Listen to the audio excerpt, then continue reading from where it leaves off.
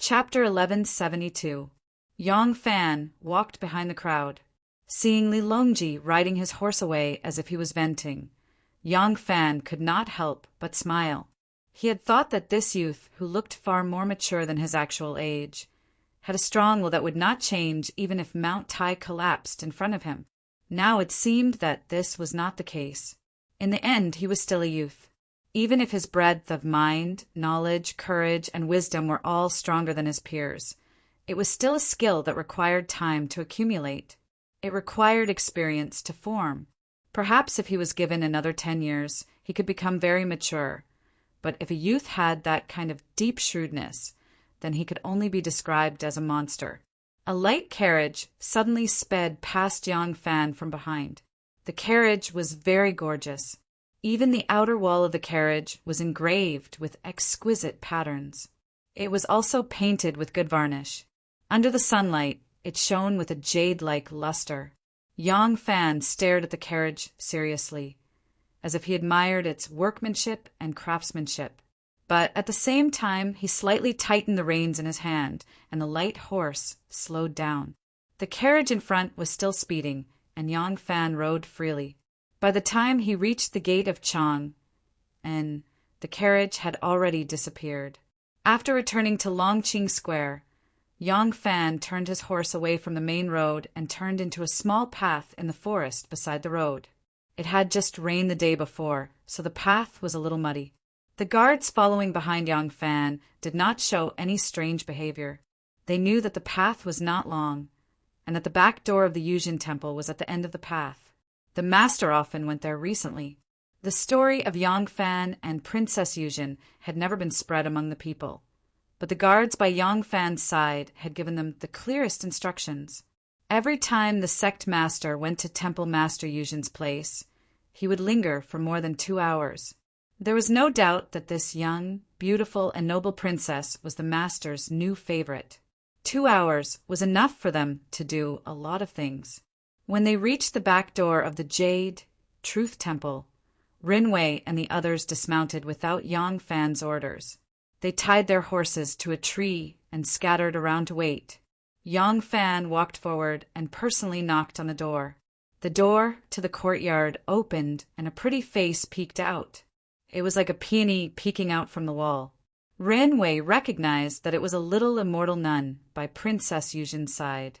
He seemed to have heard the sovereign call her Ningxiang. As soon as she saw Yong Fan, Ningxiang's face revealed an elated smile. She happily welcomed Yong Fan in and closed the door. Rinwei looked up at the sky and lazily lay down on the soft grass. He had to wait for at least 2 hours. Yong Fan sneakily entered Princess Yuzhen's courtyard. An affair was indeed the best excuse to cover up. No matter how strange Yong Fan's actions were, others would help him make a reasonable explanation. "You're here." True Jade was wearing a white Taoist robe, her silky hair draped over her shoulders. She was sitting cross-legged on a praying mat with a Taoist scripture in her hand. She was quietly reading it. She was as beautiful as a white lotus that had just taken a bath.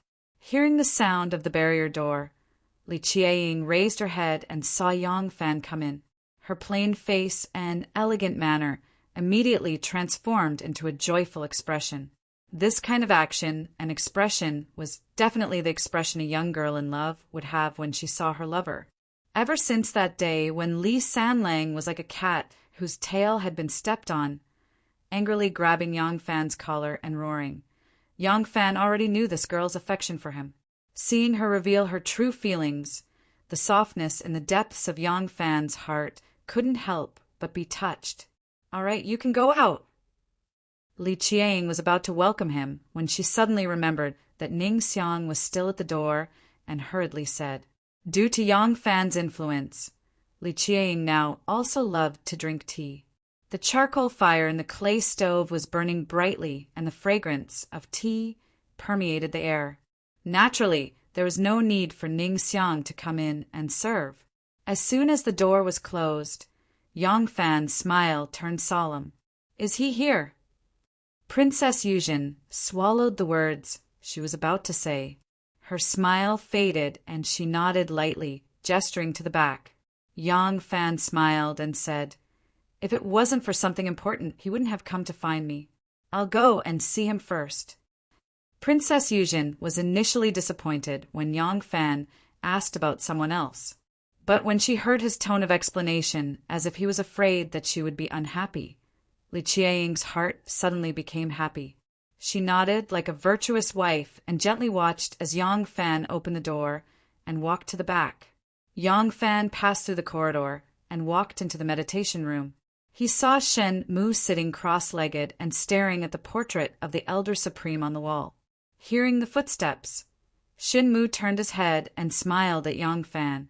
Ever since they publicly broke off their relationship at the 5 Feet Plains, the two of them no longer met.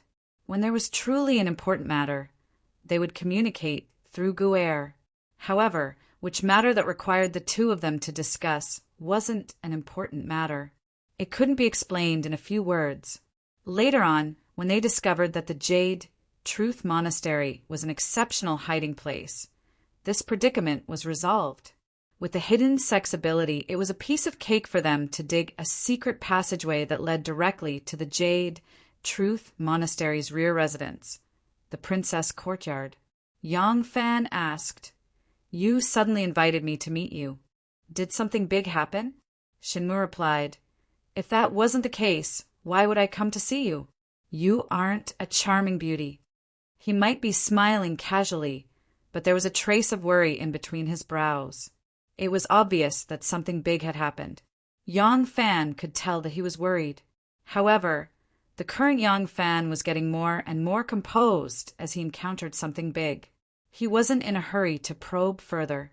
Instead, he slowly sat down and teased, "I might not be a woman, but there is a delicate and noble beauty in this monastery." Shenmu casually replied, "I might be a playboy, but I would never have designs on my brother's women." Yang Fan's face instantly heated up.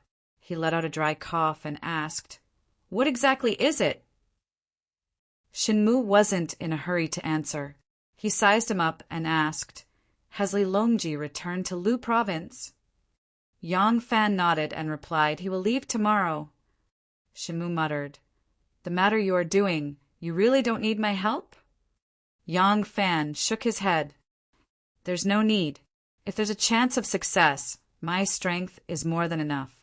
If it doesn't succeed, even with the combined strength of the obvious and hidden sex, how can we contend against the army of the Imperial Court? You only need to place a few chips on the Wei clan side. If this one fails and has no choice but to flee into the pugilistic world, you can come out and clean up the mess. Quickly tell me, why did you call me here today?" Shenmu sat up a little straighter, and after a few moments of deliberation, he slowly said, "Anshi, Protector General Gunjin, might not be one of us. But over the years, our two sides have established a very close relationship. We have used our identities as powerhouses of the Western regions to help him consolidate the Imperial Court's rule in the Western regions, and in return, he has provided us with some conveniences. Our two sides have always cooperated happily, but now he is in trouble, very big trouble." Yang Fan frowned. "Are you talking about the conflict between Tokushi and Ashina?" Shenmu replied, "Yes." The Tokushi had received the support of the hidden sect to become the #1 tribe of the 10 Turkic tribes, and Shenmu had even succeeded in making the chief of the Tokushi tribe, Azhail, into Tokushi Khan. But at the end of last year, Azhail had died of illness. After Azhail's death, his son Suaga succeeded him and became the chief of the 10 Turkic tribes. Logically speaking, the imperial court should have issued an edict conferring upon him the title of Tokushi Khan. But for some reason, the imperial court had not conferred this title.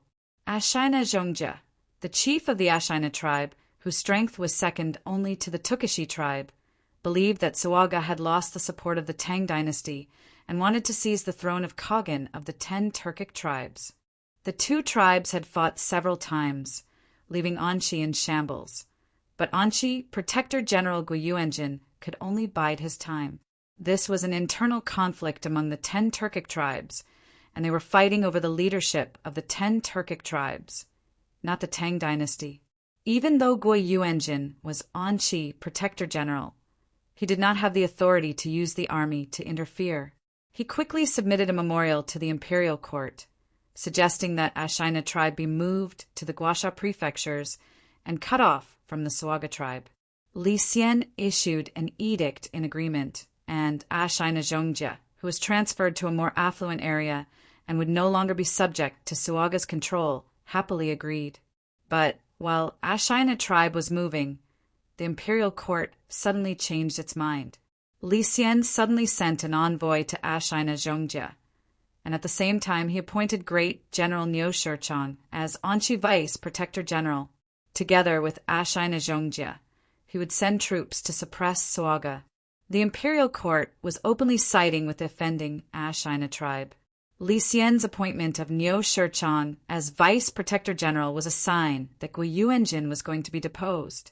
If everything went as expected, after Niu Shichang defeated Suaga, he would officially replace Gui Yuanjin as Anqi Protector General. The chief of the Tukashi tribe, Uzhail, had been loyal to the imperial court his entire life. For his son, Suaga, to take over his father's position was a matter of the heavens and the earth. It was precisely because the imperial court had delayed the appointment that Ashina tribe's ambitions had been aroused. Now the imperial court was even helping Ashina tribe. If this could be tolerated, what could be tolerated?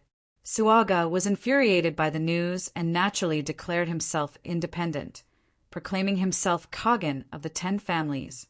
He then dispatched 5,000 cavalry from Anqi, 5,000 from Yanqi, 5,000 from Shul, and his elite cavalry to attack the garrisons of the Tang dynasty.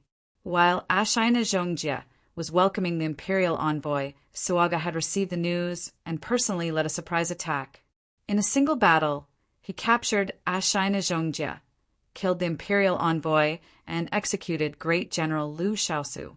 The newly appointed Anqi Vice Protector General Niu Shichang was infuriated by the news and personally led an army to suppress Suaga, but he was utterly defeated by Suaga. Even he, the commander-in-chief of the 3 armies, died on the battlefield, and the 4 garrisons of Anqi fell. Li Xian was infuriated by the news. Believing that Prime Minister Zhong Chuk had said that Gui Yuanjin had been guarding the western regions for a long time and had befriended various foreigners, that he harbored ill intentions, and that the rebellion of the Turkic 10 families was instigated by Gui Yuanjin, he was relieved of his military post and ordered to return to the capital to be consulted. Li Xian also followed Zhong Chuk's advice and appointed General of the Right Guard Zhou Yidi as Anqi Protector General and Ashina Zhongjia's younger brother, Ashina Xian, as Kaghan of the 10 families. How could Shenmu just sit back and watch Gui Yuanjin suffer? He had been dealing with this matter for the past few days, and Yang Fan knew the details. Hearing Shenmu's words, Yang Fan could not help but frown and said awkwardly, "Even if I still have military authority, I cannot interfere with the court's handling of a high-ranking military official. Moreover, I am currently a wild crane with nothing to do. What can I do to help?" Shenmu said, "You only need to help me bring a person to the imperial court during the Grand Court Conference." "Who is it?" Yang Fan asked in surprise. Clapping his hands 3 times, Shenmu sternly ordered, "Bring him here!" Chapter 1173. Suddenly, footsteps could be heard from the study room on the left, followed by the sound of a heavy metal door opening. After the time it took to brew a cup of tea, the door to the quiet room was opened. 2 men in green appeared in front of Yang Fan and Shenmu with a man whose face was covered with a black cloth. This person's face was covered with a black cloth, so that everything from his nose to his hairline was covered. Only his chin, which was full of beard, was exposed. His body was extremely tall and sturdy. With one look one could tell that he was a valiant warrior. Standing in the small room, he looked like a Mount Tai or a stone Gondang. However, in the eyes of a martial arts expert like Yang Fan, the 2 men in green who didn't look burly were the true experts.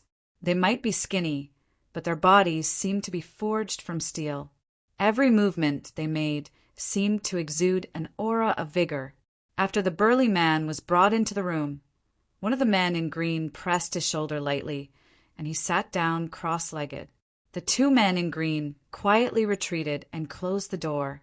Shen Mu said slowly, "Brother Gua, you can remove your mask now." When Yang Fan saw Shen Mu's actions, he knew that this person wasn't from the hidden sect.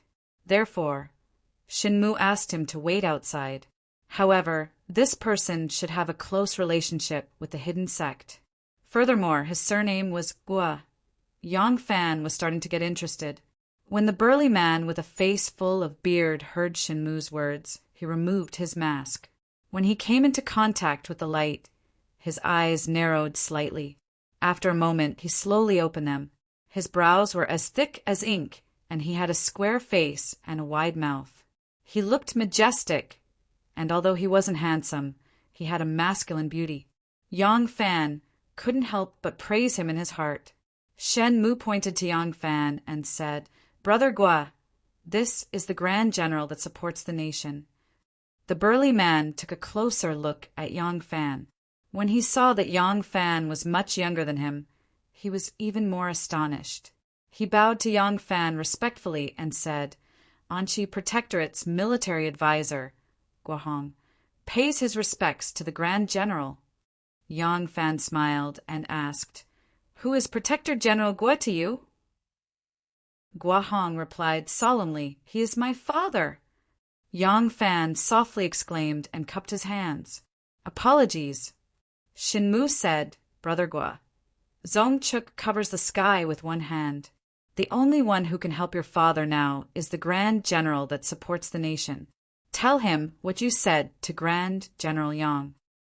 Guahong nodded and looked gratefully at Shen Mu before telling his story to Yang Fan.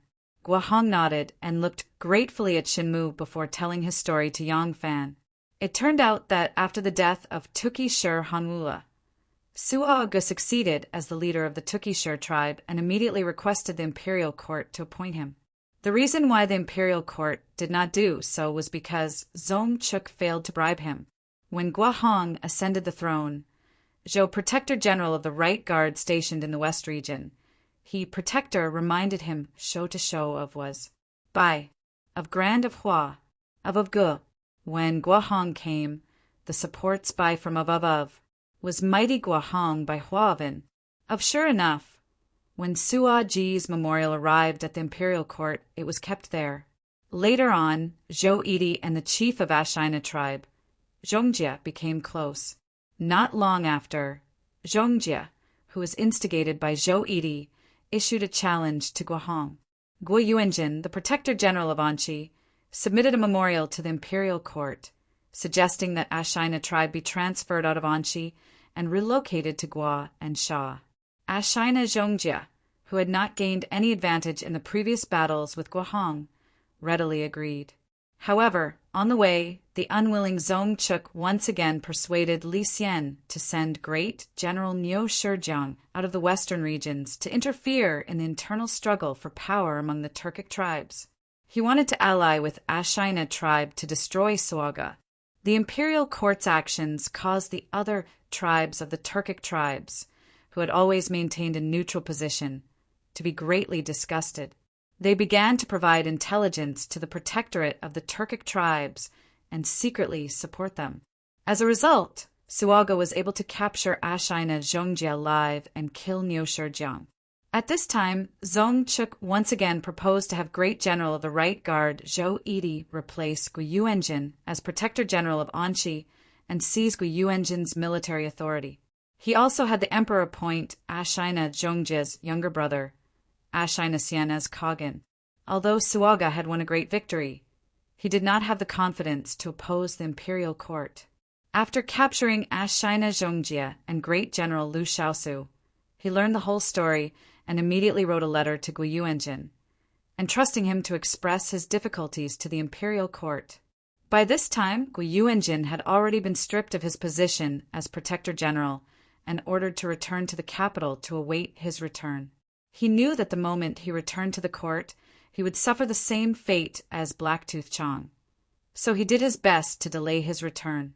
Now that he saw Suaga's letter and the confessions of Ashina Zhongjie and Lu Shaosu, Guanjin felt as if he had obtained a priceless treasure. He was worried that the evidence would be destroyed by the minions of Wei's clique through normal means.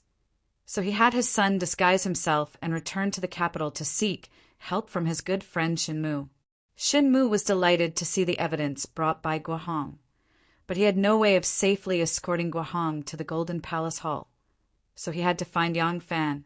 Guohong explained the matter to Yang Fan, then reached into his bosom and took out a sheepskin package. He carefully opened it in front of Yang Fan and took out a letter. Yang Fan skimmed through it and found that the contents were exactly as Guohong had said. Besides Gui Yuanjin and Suaga's confessions, the letter also contained the confessions signed by Ashina Zhongjie and Lu Shaosu. Shinmu asked in concern, "Great General, if this evidence is made public, will it be able to topple Zongchuk?" Yang Fan pondered for a moment, then replied, "At the very least, it can ensure Protector General's safety." Overjoyed, Guohong kowtowed to Yang Fan and said, "Great General, please uphold justice for us father and son." Yang Fan courteously said, "Brother Gua, please rise. Protector General has guarded the western regions and has made outstanding contributions. This Yang has always respected him. Now that Protector General has been harmed by scoundrels, this Yang cannot stand by and watch." After a moment's thought, he said to Shinmu, "Brother Shin, please escort Brother Gua to my residence first. During the court assembly tomorrow, I will ask Brother Gua to pretend to be my bodyguard and bring you into the palace to meet the emperor." As soon as Guohong heard this, he cried tears of joy. With tears streaming down his face, Guohong kowtowed 3 times to Yang Fan and said gratefully, "Great General's kindness, I will never forget it." Immediately 2 men in blue came in and covered Guohong's eyes, then took him away. Shenmu said to Yang Fan, "I know that your present situation is not very good. This matter has troubled you." Yang Fan said, "Even if I pretend to be a harmless little rabbit, their butcher's knife will still come down. Sowing good karma and leaving a way out is not bad." At the court, assembly, civil and military officials, nobles, and members of the royal family all stood in their respective groups. Yang Fan stood at the head of the military group, but he only had a nominal position at the moment. Most of the time, he just stood there and listened to politics. According to the order, the court assembly usually dealt with foreign affairs and the memorials from the local officials first.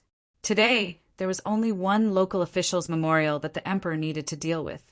It was Prince Qiao, Li Zhongfu's request to return. The memorial officer said, "Your Majesty, today Junzhou Provincial Governor Qiao Wang Zhongfu requests to return." Li Xian impatiently raised his chin. The memorial officer said, "Qiao Wang Zhongfu said, Your Majesty burned incense and offered gifts to the heaven and earth. The people's crimes were all pardoned, but the innocent child was abandoned. The heaven's law of fairness is not like this. The people of the world shed tears for me. Moreover, Your Majesty is benevolent. How can you not pity me for my loneliness?" Kneel and kowtow, begging to return to court. Before he finished, a cold laugh came from behind the bead curtain. Empress Wei coldly said, "His Majesty ordered Prince Qiao to guard Ling Nan because he had high hopes. Could it be that in Prince Qiao's eyes, this is a hard job similar to being exiled? His Majesty offered sacrifices to the heaven and granted amnesty to the world. What he pardoned were criminals and exiles. Could it be that even the princes who were in theft were to be summoned back to the capital? What does it mean that the people of the world shed tears for him? What sensationalism! Your Majesty need not pay attention to him." Li Xian saw his wife display her female might and unnaturally shifted his buttocks. He dryly said, "This memorial, leave it in the hall." The memorial officer bowed and retreated. Yang Fan did not wait for the other officials to respond. Yang Fan suddenly stepped out of his office. Raising his ceremonial tablet, he said in a clear voice, "Your Majesty, this subject has a memorial." There was a slight commotion in the imperial court. Even when Yang Fan was in charge of military power, because he was a military general, he rarely submitted memorials to the imperial court. Now that he was in an idle position, he suddenly stepped out, but for some unknown reason, the officials all became alert. Li Xian looked at Yang Fan with some surprise and said, "There is a memorial." Yang Fan said, "Your Majesty, Anqi Protector General Guo Yuanjin's son, Guohong, has an important matter to report to the Son of Heaven." The court immediately buzzed with discussion. Guo Yuanjin had already been dismissed from his post, but he had been delaying his return. Now, what did he want to do by secretly sending his son back to the capital? All the officials keenly sensed that something big was about to happen and unconsciously became excited. Li Xian was also somewhat surprised. After a moment of hesitation, he said, "Summon him to the hall." A moment later, Guohong, dressed in military attire, walked into the Golden Hall. He loudly said to Li Xian, "This subject, Anqi Protectorate's military advisor Guohong, greets your Majesty." Li Xian glanced at him and coldly said, "Your father, Yuanjin, did not do his job well, causing the 10 clans to frequently go to war. We ordered him to return to the capital to wait for the memorial, but he has yet to return. Instead, he sent you to see us.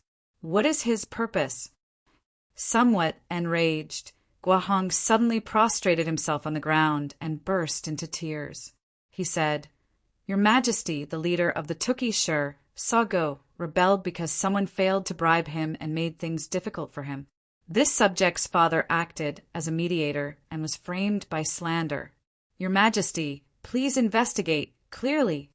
Guohong crawled a few steps and raised his voice, recounting everything that had happened in the western regions from beginning to end to Li Xian's face.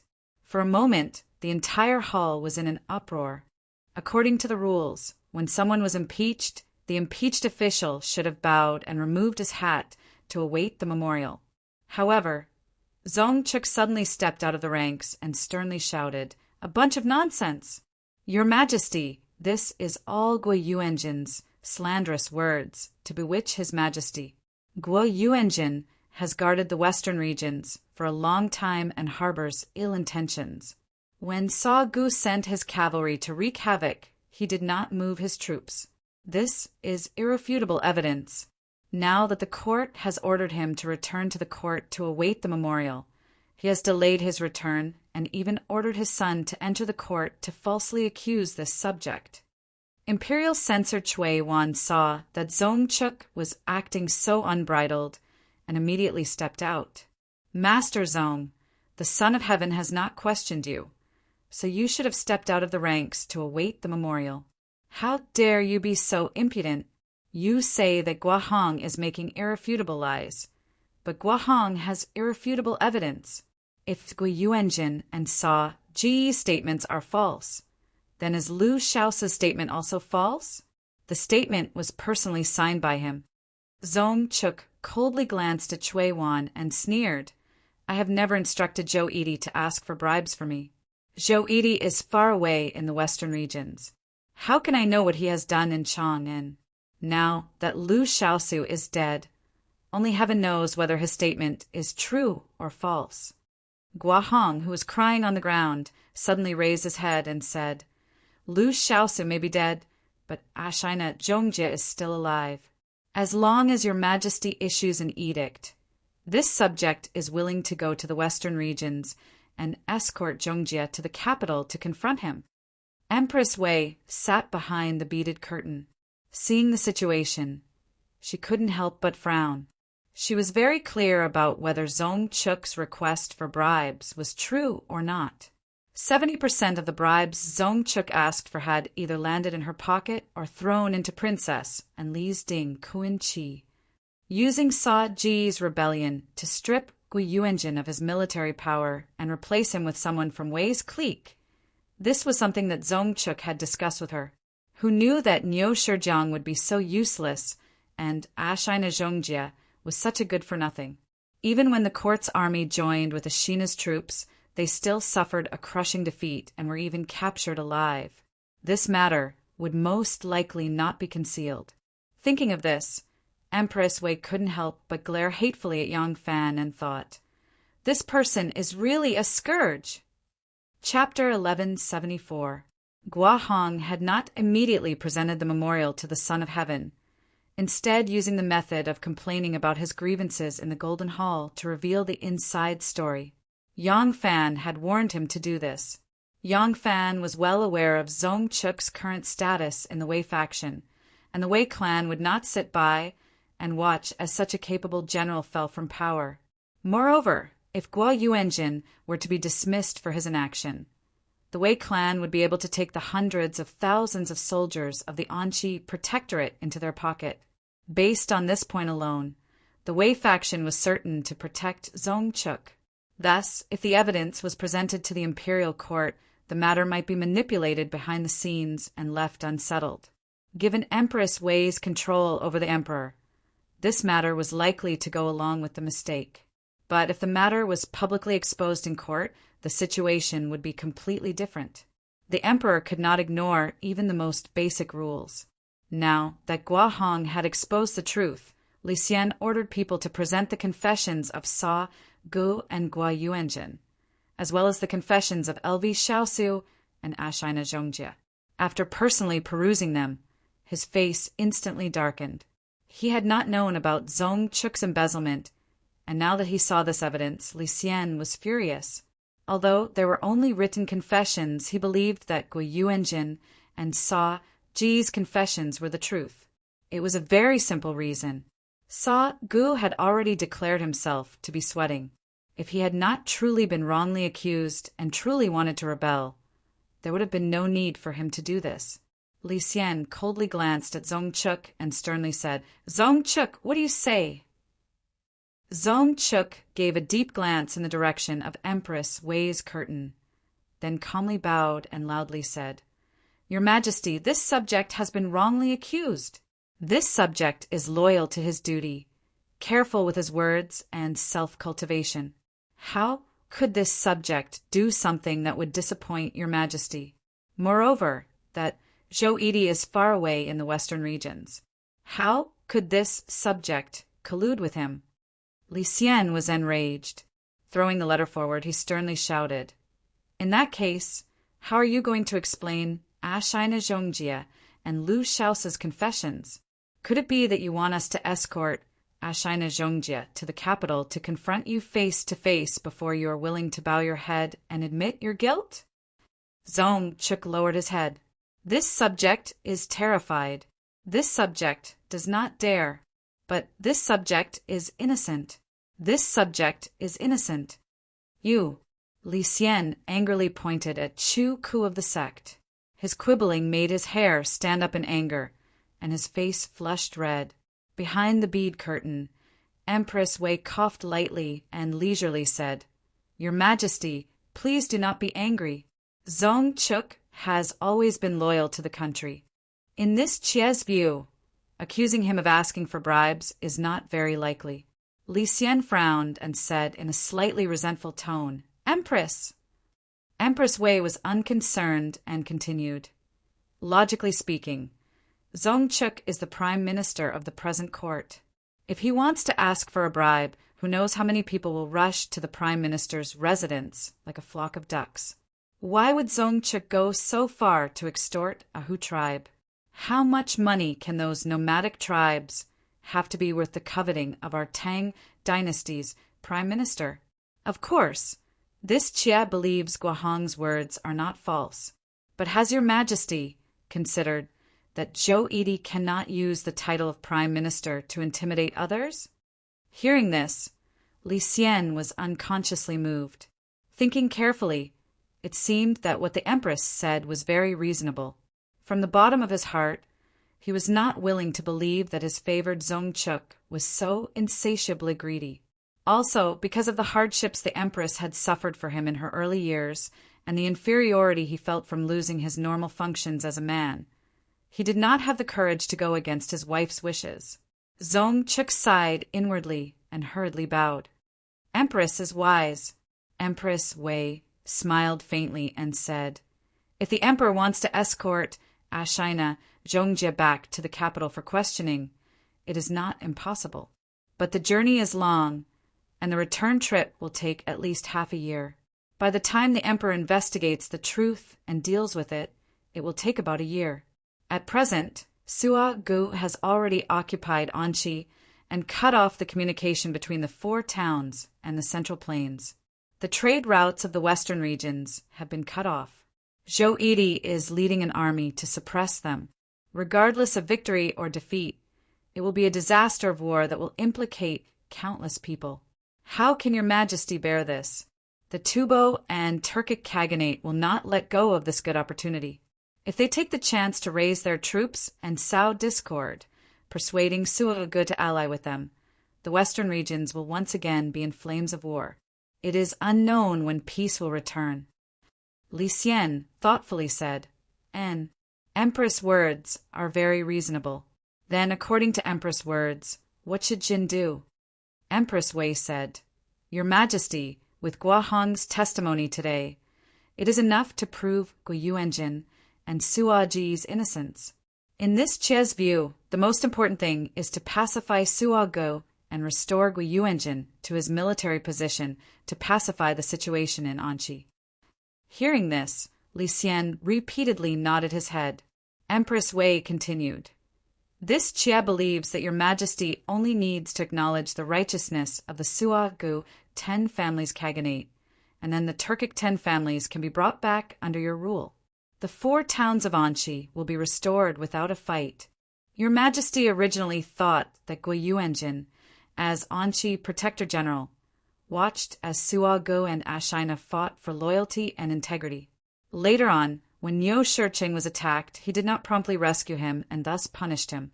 Now it seems that all of this was Zhou Yidi's slander because he coveted the position of Protector General."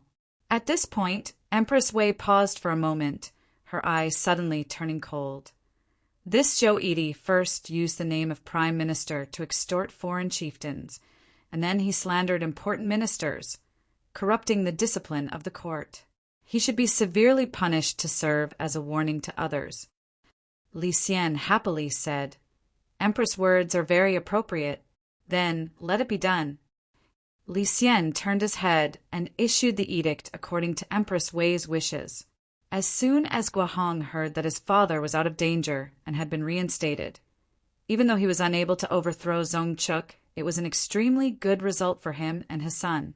He immediately kowtowed in thanks. Unexpectedly, Imperial Censor Chui Wan did not want to let the matter rest. At present, the court of the Tang dynasty was completely controlled by the Wei faction, but this did not mean that all of the officials had become members of the Wei faction. It was just that all of the important positions were controlled by the Wei faction, and the operation and execution of the court's power was controlled by the Wei faction. The censorate was the headquarters of the imperial censors. Not everyone had the right to enter this place. Although the imperial censor was an important position and did not have many benefits, due to tradition, to enter the censorate, one first had to be a scholar. Just this one rule limited many officials who were lucky enough to enter. There were naturally many officials who were scholars and had joined the Wei faction. However, even if they weren't the heads of a yamen, they were still officials in important places, or in places that were not high but were full of benefits. It was impossible for them to swear loyalty to the Wei faction, so they were sent to sit on the cold bench in the Qingshui yamen. As a result, the censorate was one of the few places that had not been occupied by the Wei faction. Now that he had finally found a reason to attack Zongchuk, how could Chui Wan let it go so easily? Seeing that Empress Wei was about to throw a pawn to protect the general, Chui Wan immediately stepped out of the crowd and shouted, "Wait! Subject still has a memorial!" Li Xian furrowed his brows and looked at him with displeasure. Chui Wan said, "Your Majesty, subject deeply agrees with Emperor's suggestion to immediately appease the 2 cavalry and reinstate Protector General Gua to pacify the situation in the western regions and prevent the Tubo or Turks from taking advantage. However," Chui Wan pointed at Zongchuk and said sternly, The reason for this action is that Guahong has presented evidence. But regarding the matter of Zhou Yidi forcing Suogu to rebel, whether it was Zhou Yidi who used Prime Minister Zong's name to ask for bribes, or whether Prime Minister Zong instructed Zhou Yidi to ask for bribes on his behalf, we cannot make wild guesses. Shui Wan took a step forward and held his scepter. Your Majesty, if it was Zhou Yidi who used Prime Minister Zong's name to ask for bribes and thus forced Suogu to rebel, resulting in this military disaster, Zhou Yidi's crime cannot be punished. But what if it was Prime Minister Zong who asked for bribes and caused trouble on the borders? This subject believes that this matter should be thoroughly investigated. Zong Chuk flew into a rage and pointed at Shui Wan. The one surnamed Shui, you are a fame-seeking person. For the sake of your own reputation, you have repeatedly slandered me, and now you are making wild guesses. What is your intention? His Majesty and Empress have already made a decision on Zhou Yidi's case. Are you going to defy the edict? Shui Wan responded tit for tat, his voice much louder than Zong Chuk's. As an imperial censor, I am the son of heaven's eyes and ears. All officials who are treacherous, villains who set up cliques and tyrannical and disorderly impeach. All officials who are wretched, corrupt, and corrupt impeach. All scholars who are not upright, who submit petitions to change the Constitution, and who hope to be promoted, impeach. I have the power to impeach the officials, clarify the injustice, and supervise the various departments. Prime Minister, do you think I can impeach you? Both of them were good at debating. For a moment, they talked non-stop, each making their own arguments. Above the Golden Hall, only their roars could be heard incessantly. Li Xian said helplessly, My two beloved officials, pay attention to your official conduct and stop arguing. The two of them engaged in a war of words, turning a deaf ear to Li Xian's words. Li Xian continued helplessly, My two beloved officials, we have already made a decision on this matter. Both of you may leave. Shui Wan and Zong Chuk argued until their faces were red, but they still ignored him. Li Xian was furious. He abruptly picked up the trembling mountains and rivers and slammed it with all his might. A loud "pa" resounded in the Golden Hall. Zong Chuk and Shui Wan were stunned. Only now did they realize that they had lost their etiquette in front of the ruler. Shui Wan adjusted his official hat, which had been crooked because of the angry argument. He was completely unconcerned. He was an imperial censor and had special privileges in this aspect. He was not afraid of the emperor's rebuke. Zong Chuk, on the other hand, blushed. He was the prime minister. Such an action was truly embarrassing. Zong Chuk hurriedly adjusted his attire and asked for forgiveness from Li Xian. Li Xian tried hard to make his voice sound gentle. He said, My two beloved officials, even though you too have lost your etiquette, it is all for the sake of the imperial court. We are very comforted and will not accuse you. My two beloved officials are both loyal and good. Do not harm the harmony because of your bigotry. How about we make the decision today? From now on, the two of you will become sworn brothers with different surnames. From now on, you will work together to protect our country. There will be no more meaningless disputes. What? Hearing Li Xian's preposterous words, not only were Zong Chuk and Shui Wan dumbfounded, but all the civil and military officials were also dumbfounded. Yang Fan stood at the head of the military class. His face twitched, and he almost could not hold back his laughter. Such a son of heaven was truly unparalleled under the heavens. Zong Chuk and Shui Wan looked at each other, their gazes strange. The two of them had just been fighting to the death like fighting cocks. The emperor had intervened and actually allowed them to become sworn brothers with different surnames. Li Xian saw the two of them looking at each other with strange expressions. His face could not help but darken. Displeased, he said, What? Could it be that we cannot be the mediator? Do the two of you want to defy the imperial edict? Zong Chuk's eyes quickly flickered. He turned to Shui Wan and cupped his hands. Imperial Censor Shui is older than this Zong and should be my elder brother. Elder brother, Please accept this younger brother's bow." As he spoke, he clasped his hands 3 times toward Shui Wan. Li Xian stroked his beard in delight. Shui Wan stood there, not knowing whether to laugh or cry. He did not know how to respond. Seeing that he did not return the greeting, Li Xian frowned slightly and urged, "Shui Wan, why haven't you?" Just as Li Xian spoke to this point, he saw a palace guard hurriedly rush over. Arriving in front of the emperor, he knelt down on one knee and said in a deep voice, "Your Imperial Majesty, the right servant is at the residence of Yang Zaisi, a third-rank subordinate of the Hall of Governmental Affairs. He has sent someone to report the death." Chapter 11, 75. Yang Zaisi had died of illness. Yes, he had died of illness. This was of the utmost importance to the emperor.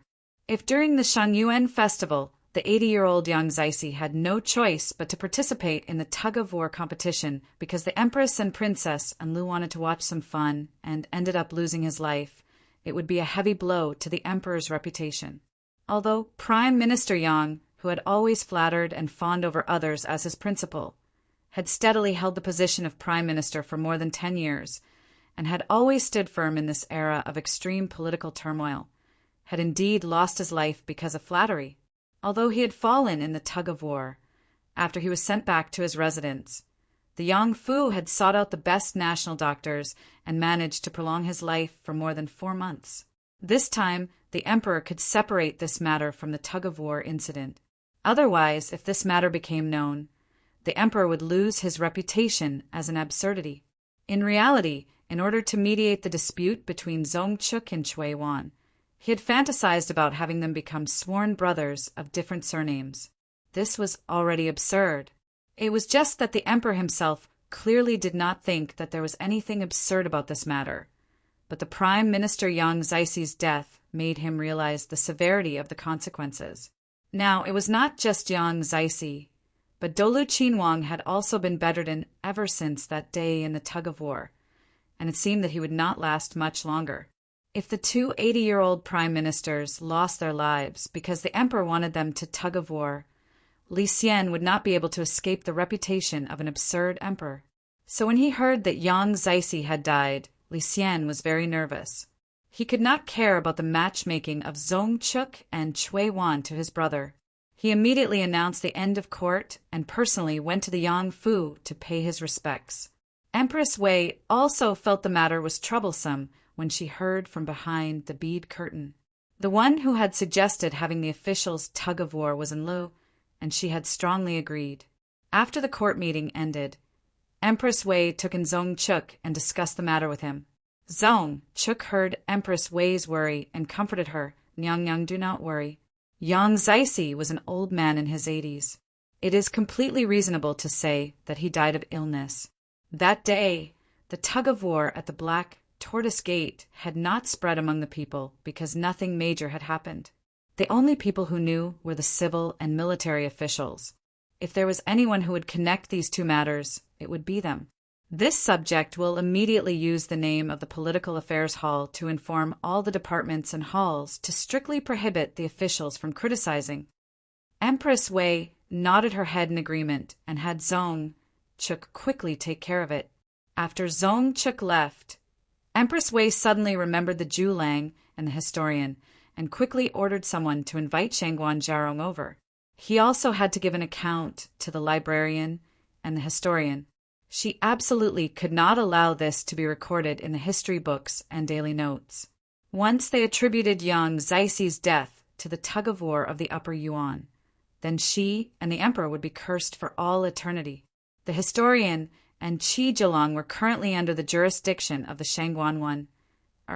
Ever since Li Shimin interfered in the writing of history, the historian could no longer maintain the transcendent position they had in ancient times. As long as one or exerted pressure on them, the historian could be urged to be careful with his pen. Putting aside how Empress Wei was racking her brains to control the situation, on Yang Fan's side, as soon as the court meeting ended, Guohong hurried over to him and thanked him profusely. Then he was summoned by a Tai Jian to the Political Affairs Hall to receive his decree. Yang Fan left the palace and rode his horse back. As he passed by Tongyi Lane, Yang Fan suddenly reined in his horse and turned his head to look into the lane, his expression dark. His rendezvous with Tai Ping was in this lane. Once he entered the lane, it was the first alley of the second bend. Today was the day of their monthly rendezvous, but he hadn't come to Tongyi Lane for a long time. For some reason, Yang Fan pulled the reins and spurred the horse toward the center of the square. Rin Wei and the others silently chased after him. In this Tongyi Lane, which was adjacent to the palace and where every inch of land was worth its weight in gold, it was even more expensive than the more secluded residences in the lane. Princess Taiping leisurely walked over from an elegant path between the wisteria rockery and tall bamboo. Behind her was the internal steward Zhou Min and the strategist great teacher Amo. Princess Taiping said to Zhou Min, "All right, Ben Gong has said all that needs to be said. I'll leave the rest to you. There's only 2 months. Take good care of things. Don't be late." Zhou Min respectfully acknowledged and stopped walking. She watched as Taiping and great teacher Amo left. Taiping said to great teacher Amo, "What interesting matter did you say happened in court today?" Great teacher Emo smiled and told Princess Taiping about the important matters of today's court meeting. When Princess Taiping heard that Yang Fan was standing up for Guiyuanjin, a strange light appeared in her eyes. When she heard that Li Xian was trying to matchmake Zhong Chuk and Shui Wan as brothers of different surnames, Princess Taiping suddenly stopped. "What? This is preposterous. How could imperial brother? This is preposterous beyond compare." Princess Taiping was so angry that her face turned red. Her delicate body couldn't help but tremble. An indescribable sorrow filled her chest. At this moment, she even felt that if her mother came back to life and the world was surnamed Wu again, it would be better than the current situation. Right now, it was Empress Wei who controlled the court and was part of the Wei clan. The position of Li Tang's imperial family was even worse than when Wu Zetian was alive. Even though Wei Dang had not brandished the butcher's knife against Li Tang's imperial family, they had already sharpened their knives. Moreover, when the Empress was alive, even though Li Tang's imperial family had been brutally slaughtered, in the eyes of the people, Li Tang was still the holy and inviolable orthodox emperor. And now, an emperor who was played by the Empress like a puppet, an emperor who was so muddle-headed and preposterous, Li Tang had become the laughingstock of the world. Great teacher Emo watched as Princess Taiping's face turned from red to green. Even though her trembling body gradually calmed down, her hands were still tightly clenched. He couldn't help but sigh in sympathy. He clenched his fists and coughed twice. Seizing the opportunity when he lowered his head, a mocking and pleased smile flashed across his eyes. Yang Fan originally didn't expect to see Taiping here. Ever since he was shut at the princess residence 3 times in a row, Yang Fan was somewhat disheartened. He never went to Princess Taiping's residence again. Coming to Tongyi Lane today, rather than saying that he hoped to meet Princess Taiping here, it would be better to say that it was a kind of remembrance of the deceased. But when he saw the residence's door wide open, Yang Fan was first slightly startled and then filled with joy. "She's here. She's actually here. Ling Yue must be reluctant to break the fate of a lifetime." Suppressing his excitement, Yang Fan hurriedly got off the horse and threw the reins to Ren Wei. He lifted his robe and quickly walked up the stone steps. 2 doormen were standing under the lintel of the door. Yang Fan recognized that the 2 of them were the servants of the princess residence who were guarding the residence here. He asked, "Is the princess in the residence?" These 2 doormen had been guarding here all along. They still didn't know the grievances between Yang Fan and the princess. They only knew that the princess and General Yang hadn't had a rendezvous here for a long time. Now that they saw Yang Fan, they only knew that he came because of the princess's invitation. The 2 of them were very attentive. One of them nodded and bowed. "Yes, yes. General, please go to the guest hall to rest first." The other person rushed to say, "I'll go and report to the princess." The two doormen rushed over and closed the courtyard door with a bang. One led Yang Fan to the living room, while the other went straight to the back of the residence. Yang Fan is here. Princess Taiping came out of the moon door angrily. Hearing the doorman's report, her heartstrings couldn't help but tremble. Her eyes were like the lake water that was blown by a breeze. Cough! Your Highness! First Mr. Mo took a step forward and said in a low voice, Your Highness, don't harm others and yourself. Princess Taiping was startled. Her eyes suddenly became clear. She gently nodded and slowly turned around. She said to Mo Yuhan in a low voice, Mister, please rest assured. Ling Yuan knows what to do. First Mr. Mo didn't say anything. He just looked deeply at Princess Taiping and slowly retreated 2 steps. Princess Taiping took a deep breath and walked towards the living room. Her steps slowly became steady. Ling Wei. As soon as Yang Fan saw Taiping, his face immediately revealed a happy expression. However, just as his happiness bloomed, it froze on his face. Taiping's expression was very cold, and there was something in his eyes that made him feel unfamiliar. General, please sit down. Princess Taiping said indifferently. She walked past Yang Fan in a dignified manner. She spread out her sleeves and gracefully sat down on the main seat. Her red phoenix eyes glanced at Yang Fan as if she was showing off. Yang Fan slowly sat down on the guest seat. He forced a smile and said, Today I came here unexpectedly. I didn't expect to meet you. I didn't expect. Maybe this is God's will. God's will? The corners of Princess Taiping's mouth curled up with a touch of cynicism. She coldly said, God's will can only be used to deceive those ignorant little girls. I don't believe in those things for a long time. Yang Fan frowned and said, Ling Yue, Shenyang, and I are actually... Princess Taiping's face suddenly darkened. She sternly shouted, Shut up! I don't want to listen to your explanation. If you came here for this, then please leave immediately. Yang Fan choked. He suddenly clasped his hands on his knees and angrily said, Ling Yue, you'd rather believe some rumors than my words? Sometimes you can't believe what you see with your own eyes. Moreover, we don't have any personal relationship. I can tell you the real reason. Actually, Princess Taiping interrupted him coldly. You don't have to say any more. Whether you're playing along or acting for real, to me, it doesn't make any difference. Because I am actually tired. Yang Fan was startled. His eyes gradually became cold. He sadly laughed and said, Tired? He tired of me? Princess Taiping didn't answer his question. Instead, she glanced at him and suddenly changed the topic. Today, you brought Guahong to the Golden Hall. Yang Fan was startled. He was quite surprised and said, I just came out of the palace. You already know?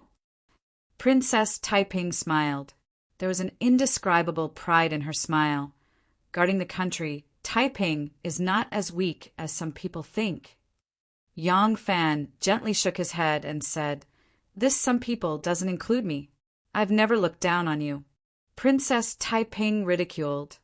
To be praised by such a scheming and intelligent person like you, Taiping is really flattered.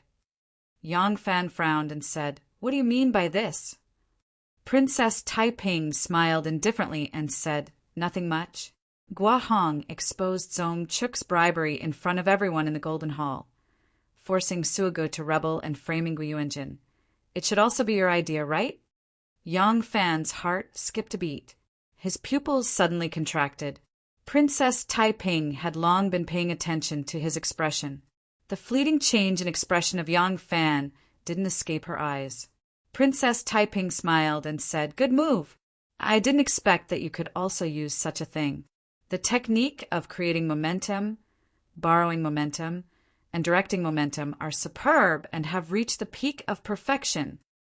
Princess Taiping gently sighed and said, You told me before that when martial arts is practiced to the highest level, you can even pick leaves and fly flowers to hurt people.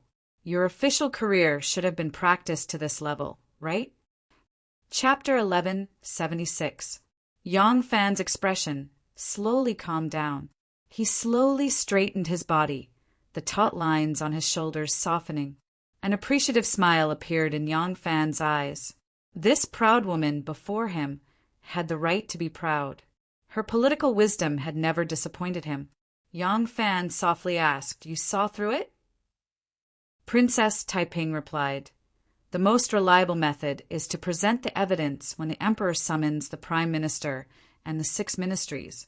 In a relatively small area, the emperor would not be in such a sorry state as he is today, or even do something as stupid as having Zongchuk and Shui Wan become sworn brothers."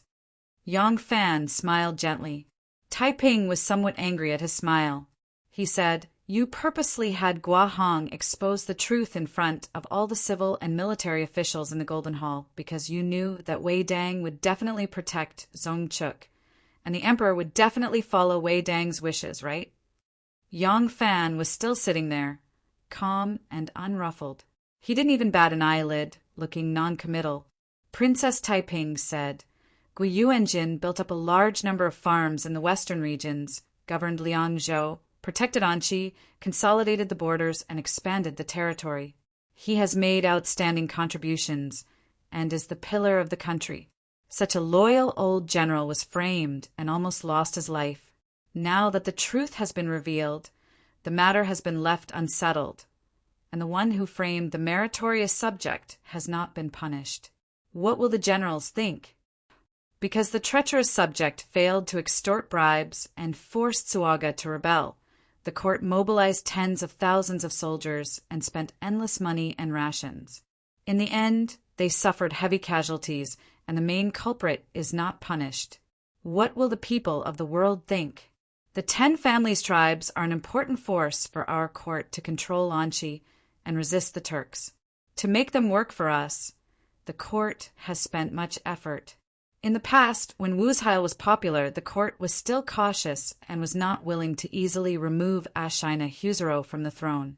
Now Ashina's loyalty and strength are far inferior to Suaga's, and he does not have the prestige of having hundreds respond to his call in the 10 families tribes.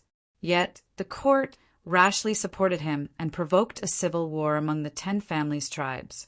Such self-destruction is foolish. When the truth is discovered and the culprit is not punished, what will the officials think? Princess Taiping glared at Yang Fan and said word by word, "You are putting the emperor in an unjust position." "I didn't." Yang Fan calmly looked at Princess Taiping and asked calmly, "Who did these things?" "Not me, but the emperor.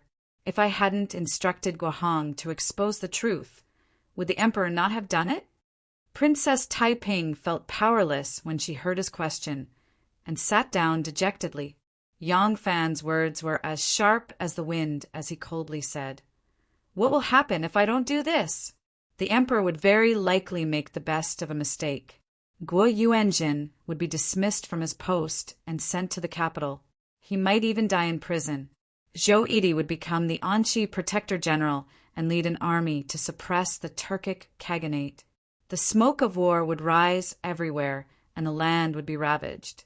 Regardless of victory or defeat, it was unknown how many soldiers would die in the western regions, all for the sake of Zongchuk's greed.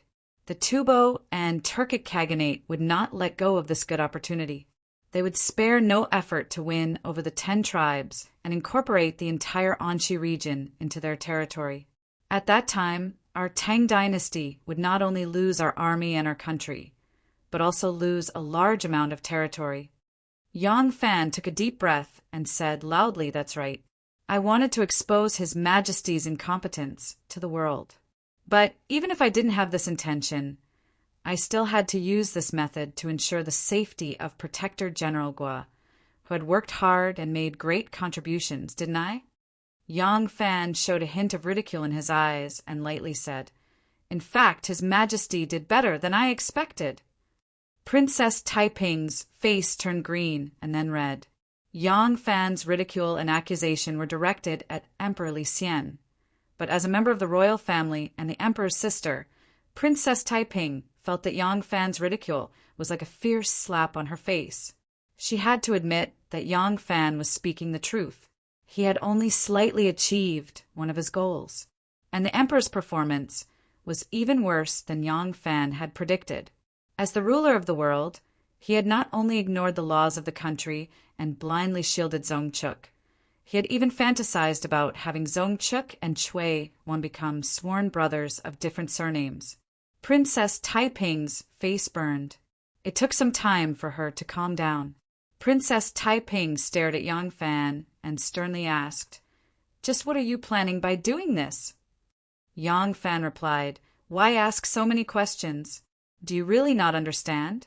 The emperor is nothing more than a puppet, and a puppet that does all sorts of stupid things. The true emperor of the Tang dynasty is Empress Wei.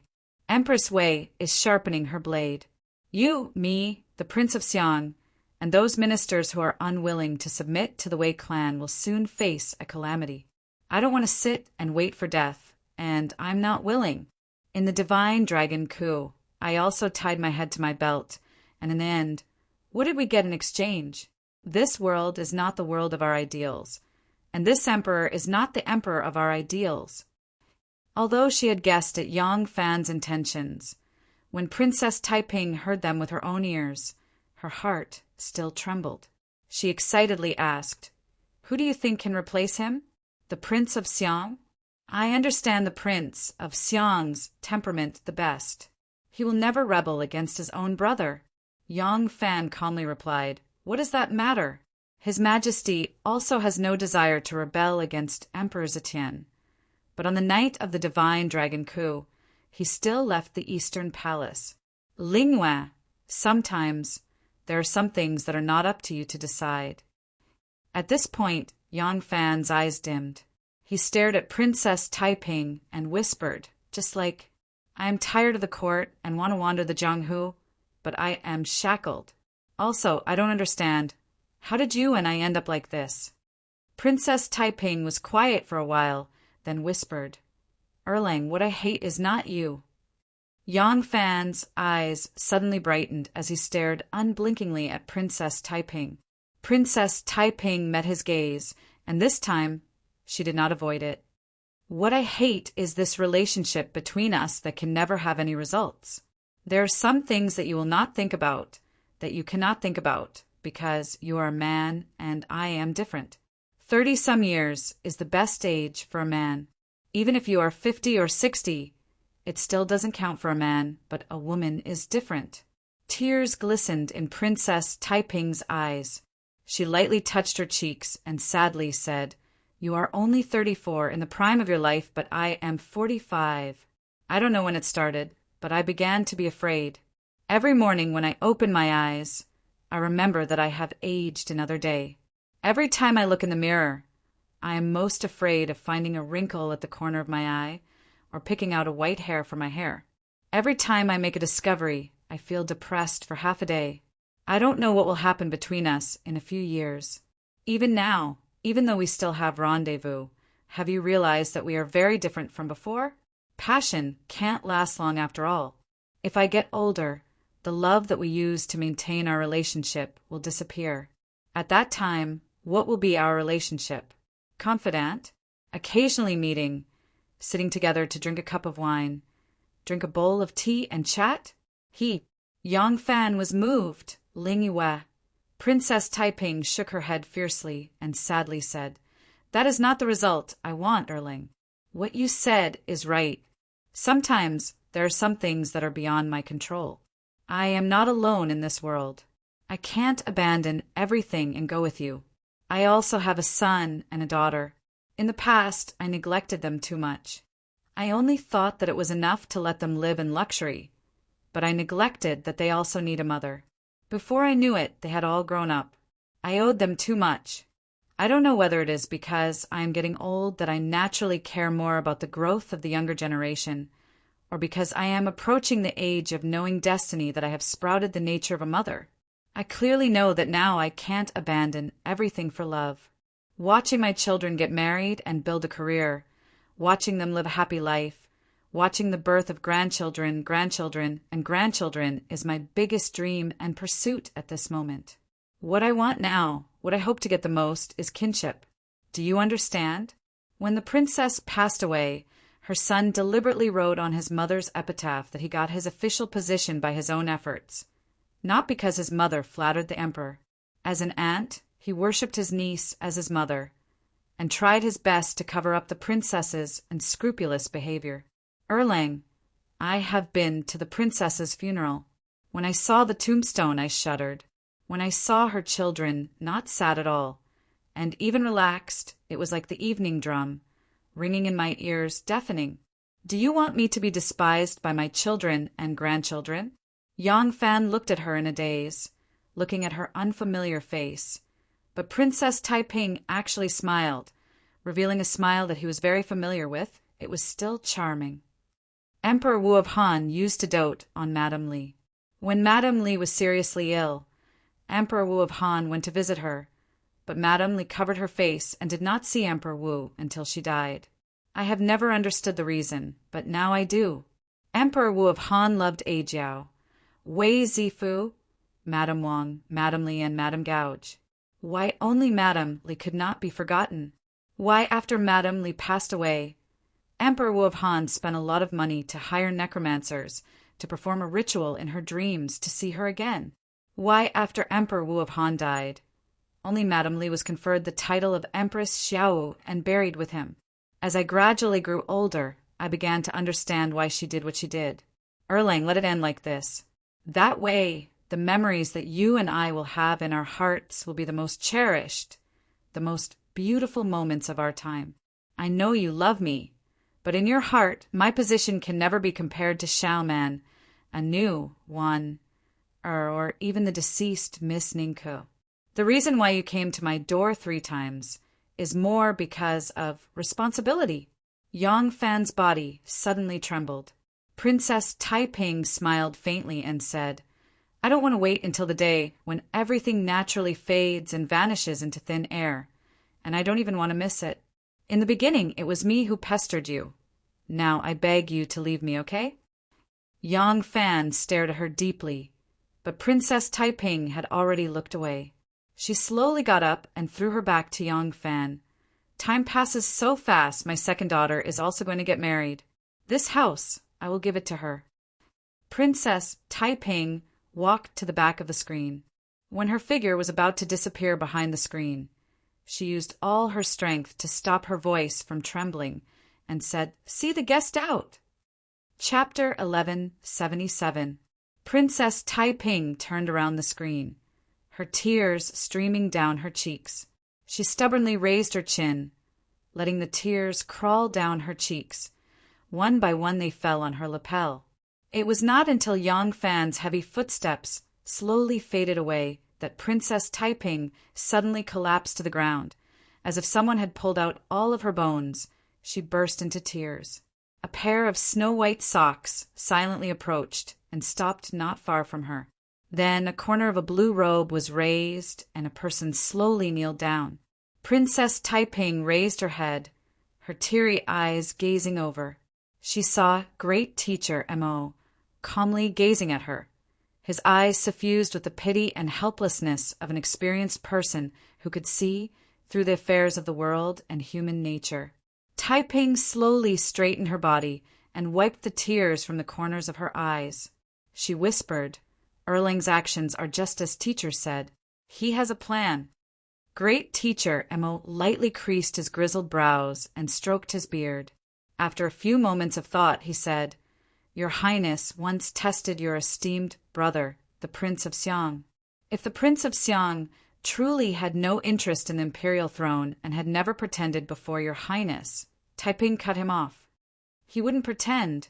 The current emperor has lived in seclusion in Fangzhou for 16 years, and his personality is vastly different from when he was young. I truly misjudged him, but I would not misjudge the Prince of Xiang. The Prince of Xiang and I have lived in Luoyang for several decades and relied on each other for survival. I understand him. He has been emperor, and he has also been crown prince. In these last few years, he has seen his mother not act like a mother, his son not act like a son, his family killing each other, his blood enemies. The Prince of Xiang is benevolent and has long since hated this. He truly has no interest in the imperial throne. Great teacher Amo smiled. Then this is very interesting. The Son of Heaven is tyrannical. Since General Yang wants to cut down tyrannical and establish Tao, and the Prince of Xiang is not willing to rebel against his brother, who does General Yang want to work with? Taiping slowly calmed down. She pondered what Yang Fan had just said and suddenly understood.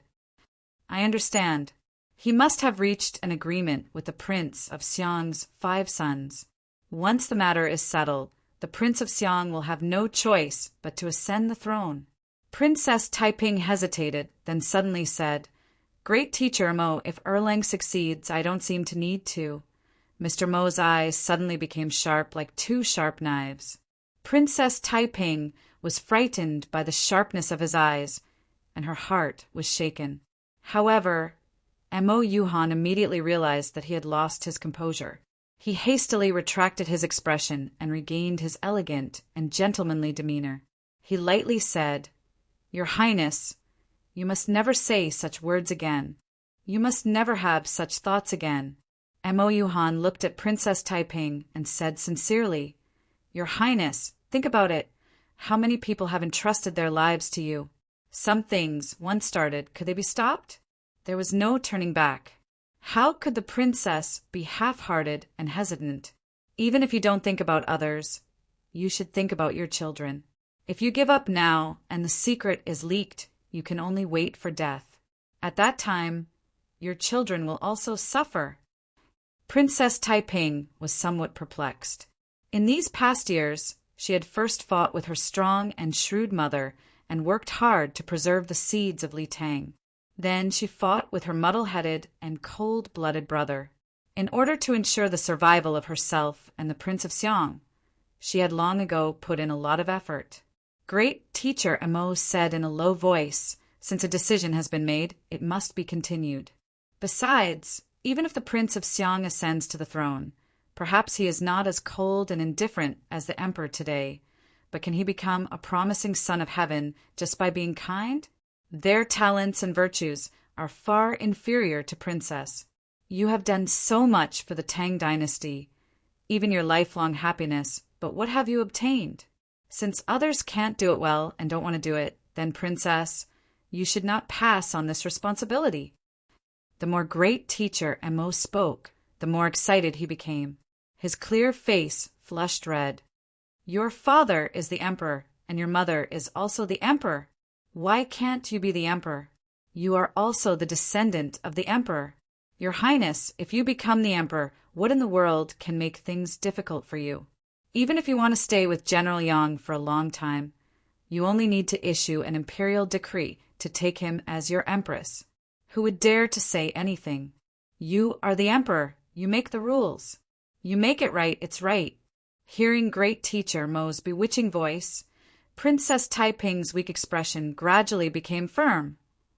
Lu Binji looked at the 2 lists Ding Yu had produced and lightly arched his brow. What does Princess Taiping want with these things? These are all forbidden items. Haha, it seems that Princess Taiping has some plans. Ding Yu had already sent someone to serve Princess Taiping as a merchant of the western regions, gaining Taiping's trust. These lists were the items that great teacher Amo wanted this merchant of the western regions to purchase for him, and the items that he urgently needed to turn into cash. The items that great teacher Amo wanted to purchase were materials that could be used to make bows, arrows, sabers, swords, armor, and other weapons, while the items that could be turned into cash were large quantities of jewels, paintings, and even fields and manors. Lu Binji saw these 2 lists and could easily guess that Princess Taiping was plotting something. Lu Binji tossed the 2 lists onto the table and smiled. The emperor's throne is truly something that makes one drool. It seems that the Prince of Xiang's dislike of the throne was just an act. He just doesn't dare to trust us. Princess Taiping's actions must have been inspired by the Prince of Xiang. Haha, I really did think that he was a turtle that could endure. Someone's saber is already at his neck, but he's still not willing to counterattack. I didn't think that he would be so cautious. Ding Yu frowned. Young master, should we help them buy these things? Ma Qinca and Yang Jun have already become Empress Wei's guests, so we don't seem to need to use any more chips on the Prince of Xiang's side, do we? Lu Binji glared at him and rebuked, short-sighted. Just look at Xue Huai and Zhang. They've always been ostentatious. Their status as gigolos means that no one will wholeheartedly submit to them. If there's a storm, they'll immediately fall. Ma Qinca and Yang Jun have become Empress Wei's guests, so they can only provide us with some important intelligence on the Wei faction.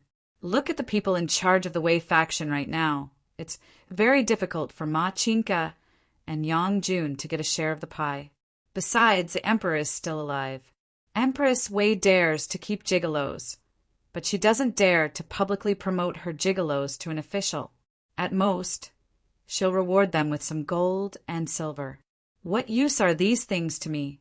If we want to interfere with the imperial court, we can only place our bets on the Prince of Xiang's side. As the saying goes, adding flowers to a brocade is not as good as sending charcoal in snowy weather. If the Prince of Xiang succeeds, our people will be able to be of the greatest use. Lu Binji stood up and slowly paced a few steps before instructing. Help them get everything they need done. Also, recommend some talented people to them, be they skilled in literature or martial arts. Pick the most talented people for them. Once they succeed, we will have done the service of ascending the dragon and can be worshipped as generals and conferred marquises. In time, they will become pillars of the imperial court. At that time, the world will be under my control. If we fail, we will just lose some money and manpower. Ding Yu worriedly said. This subordinate is worried that, given the sensitive ears of the obvious and hidden sects, they will smell something unusual. At that time, they will assuredly become our great enemies. Lu Binji waved his hand. There's no need to worry about them. This young master just received a secret report that Gui Yuanjin was framed by Zong Chuk and was on the verge of being imprisoned. He sent his son to the capital because Yang Fan helped him greatly. Yang Fan's actions were clearly to show his favor to Guo Yuanjin. Guo Yuanjin is the Anqi Protector General, and Shinmu's foundation is in the western regions. For Yang Fan to be willing to offend the Wei faction in order to rope in Guo Yuanjin, what do you think he's up to? Haha, the duel between the obvious and hidden sects is approaching. The more Lu Binji spoke, the happier he became. The obvious and hidden sects are about to meet on the battlefield, and in the imperial court, the Prince of Xiang and Taiping have reached the end of their patience. A fierce struggle between dragons and tigers is about to take place. It's too wonderful. When the obvious and hidden sects both suffer heavy losses, it will be time for us to step forward and take over the Hall of Succession. As for the imperial court, if the Prince of Xiang's faction gains complete victory, we will henceforth take control of the imperial court. If the Prince of Xiang loses, we won't suffer too many losses. When the time comes, the obvious and hidden sects will be in our hands, and we can slowly plan. Ha ha ha ha! Lu Binji held his hands behind his back and laughed.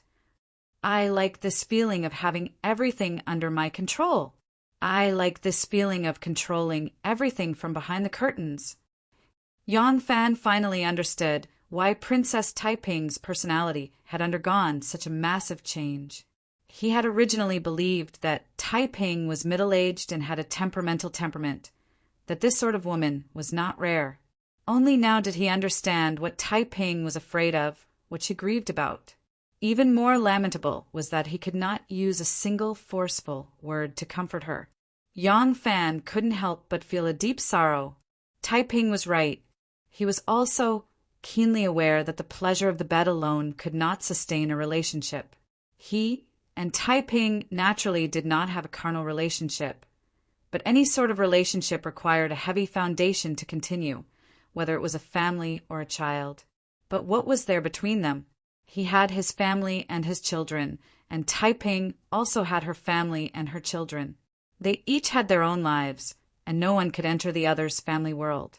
Taiping was not a qualified wife, because this marriage came from Wu Zetian's coercion. This husband and wife, who shared the same bed but dreamed of different dreams, did not need to fulfill the duties of a husband and wife. But in front of her children, she was still a mother. As one grew older, the passion between a man and a woman would gradually fade. No matter if it was a man or a woman, the focus of his life would inevitably turn to his family and children, and this was precisely where they could not have any interaction. Yang Fan reined in his horse and looked toward the palace. Inside the palace there was Wan Er. This was the difference between Wan Er and Taiping. Wan Er was imprisoned in a visible palace, while Taiping was trapped in an invisible palace made of human relationships and emotions. The city that trapped Wan Er, he could use his knife to cut it open and rescue her. The city that trapped Taiping, what could he use to break it? He was also a human. Born as a human, he had to follow some basic rules of the human world. That Heart City was not something he could break. Yang Fan stood in a daze on the long street. After a long time, he could only sigh. Chapter 1178. Dolu Qinhuang did not disappoint Li Xian. He lasted 4 months, longer than Yang Zixi. When the autumn wind swept away the withered leaves on the branches, it swept him away as well. Dolu Qinhuang died. Dolu Qinhuang had been struggling at death's door ever since he had broken his head in the tug-of-war at the Black Tortoise Gate during the Upper Lantern Festival. He only died at the end of the year. In addition, he was already 79 years old. It could be said that he had died a natural death. Moreover, after Yang Zixi's death, Li Xian had accumulated enough experience and was able to handle this matter with relative ease. However, whether it was out of guilt towards Dolu Qinhuang or because of Dolu Qinhuang's age and status, Li Xian had to personally pay his respects. The emperor's arrival caused the Dolu family to be in a state of chaos.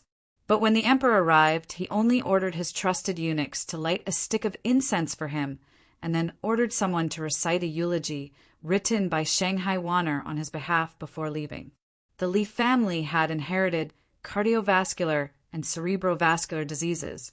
Emperor Gaozu, Emperor Taizong, Empress Shangsun, and Emperor Gaozong all suffered from qi disease, or wind disease. As Li Xian grew older, these diseases also began to become prominent. He had been in Fangzhou for 16 years. Not only had he lived a difficult life, he had also been worried and afraid, causing him to contract other diseases. As a result, his body became even weaker. Although this journey had not been long, he still felt extremely tired. He boarded the imperial carriage and lazily lay down for a while. Feeling increasingly stifled, he said, "Open the curtain." One of the 4 little palace maids kneeling in front of the soft couch immediately stood up and gently rolled up the curtain. At this moment, a loud shout was heard from the side of the road. "This subject is Shuzhou military advisor Yan Qinrong. I request an audience with His Majesty." Immediately after, there was a clamor. Among the countless commoners watching from the side of the road, a person suddenly leaped out and pounced on Li Xian's imperial carriage. His roar was clearly heard by the winged cavalry, 10,000 cavalry, thousands of oxen, and the imperial bodyguards in front of the emperor. Some of them had already brandished their sabers to slash at him. But upon hearing that he was an official of the imperial court, they hastily retracted their deadly sabers. Although they did not kill, they would not allow this person to get close to the imperial carriage. This person was only a weak scholar. In front of these tall and strong imperial bodyguards who were well versed in martial arts, how could he possibly break through? He was immediately pressed to the ground. Li Xian frowned and ordered, "Stop! Ask him why he wants to see us." Yang Xixuan immediately shouted for the guards of honor to stop. Then he rushed over to the Su province adjunct, who was pressed to the ground. A moment later, he returned to Li Xian's side. With a strange expression on his face, he said in a low voice, "Your Majesty, that Yan Qinrong is impeaching him." Impeach the Empress, Princess Anil, Wu Yanxiu, Zongchuk, Cui Shi, Zheng Qiao, and the others. Li Xian's expression darkened. These people were either his relatives or his trusted aides. He could not question them on the streets. After a moment of silence, Li Xian slowly said, "Take him back to the palace." "Your Majesty, the Empress is promiscuous in the palace and preempts politics. The entire Wei family ascends to heaven and controls both civil and military affairs. The world only knows Empress Wei, not your Majesty. If this goes on, the Wu family's disaster will be repeated. Shouldn't your Majesty be vigilant? Princess Anil is extravagant and takes bribes. The officials in the household are especially frivolous. They all come from families of butchers. Because they donate money to buy official positions, there are countless officials who are conferred titles. Most of the officials of the marquises and kings come from her family. The Anil Temple and the Anil Buddhist hut were all modeled after the palace. The craftsmanship was even better. When Enlil built Kanchi, he used more than 100,000 people of the country for free. In order to curry favor with Enlil, the Minister of Agriculture Zhao Wen acted like Enlil's lackey. He used his third-rank official status to pull the reins and transport the soil. Enlil seized the Linchuan Princess Royal's old residence as his private residence.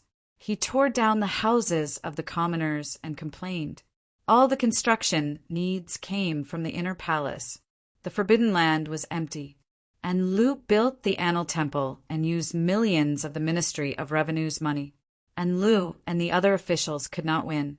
They sent people to the South Sea's river temple on fast horses, 800 li, to cut off Bodhisattvamada's beard and used it as a rare grass. That beard was given by the southern dynasty's Xielingyun before he died. From now on, it no longer exists. When Li Xian returned to the palace, he dismissed his attendants and listened to Yan Qinrong's accusation. When he heard his daughter's absurd deeds, his face alternated between green and red. Some of these things he knew, some he didn't. But regarding the virtuous wife Wei Shi, who was close to him, he absolutely did not believe it. Li Xian wanted to ask clearly, who knew that this Shuzhou adjunct finally had a chance to speak. He talked nonstop and did not give him a chance to speak. Yan Qinrong continued. Zongchuk and Wu Yanxiu conspired together. They asked for bribes and caused trouble at the border. Did they think the world did not know? These people who conspired against the country cannot be redeemed even with 100 deaths. But these people stole high positions. There are also people like Cui Shi and Zheng Qiao. They're not even 40 years old and are only a fifth-rank official.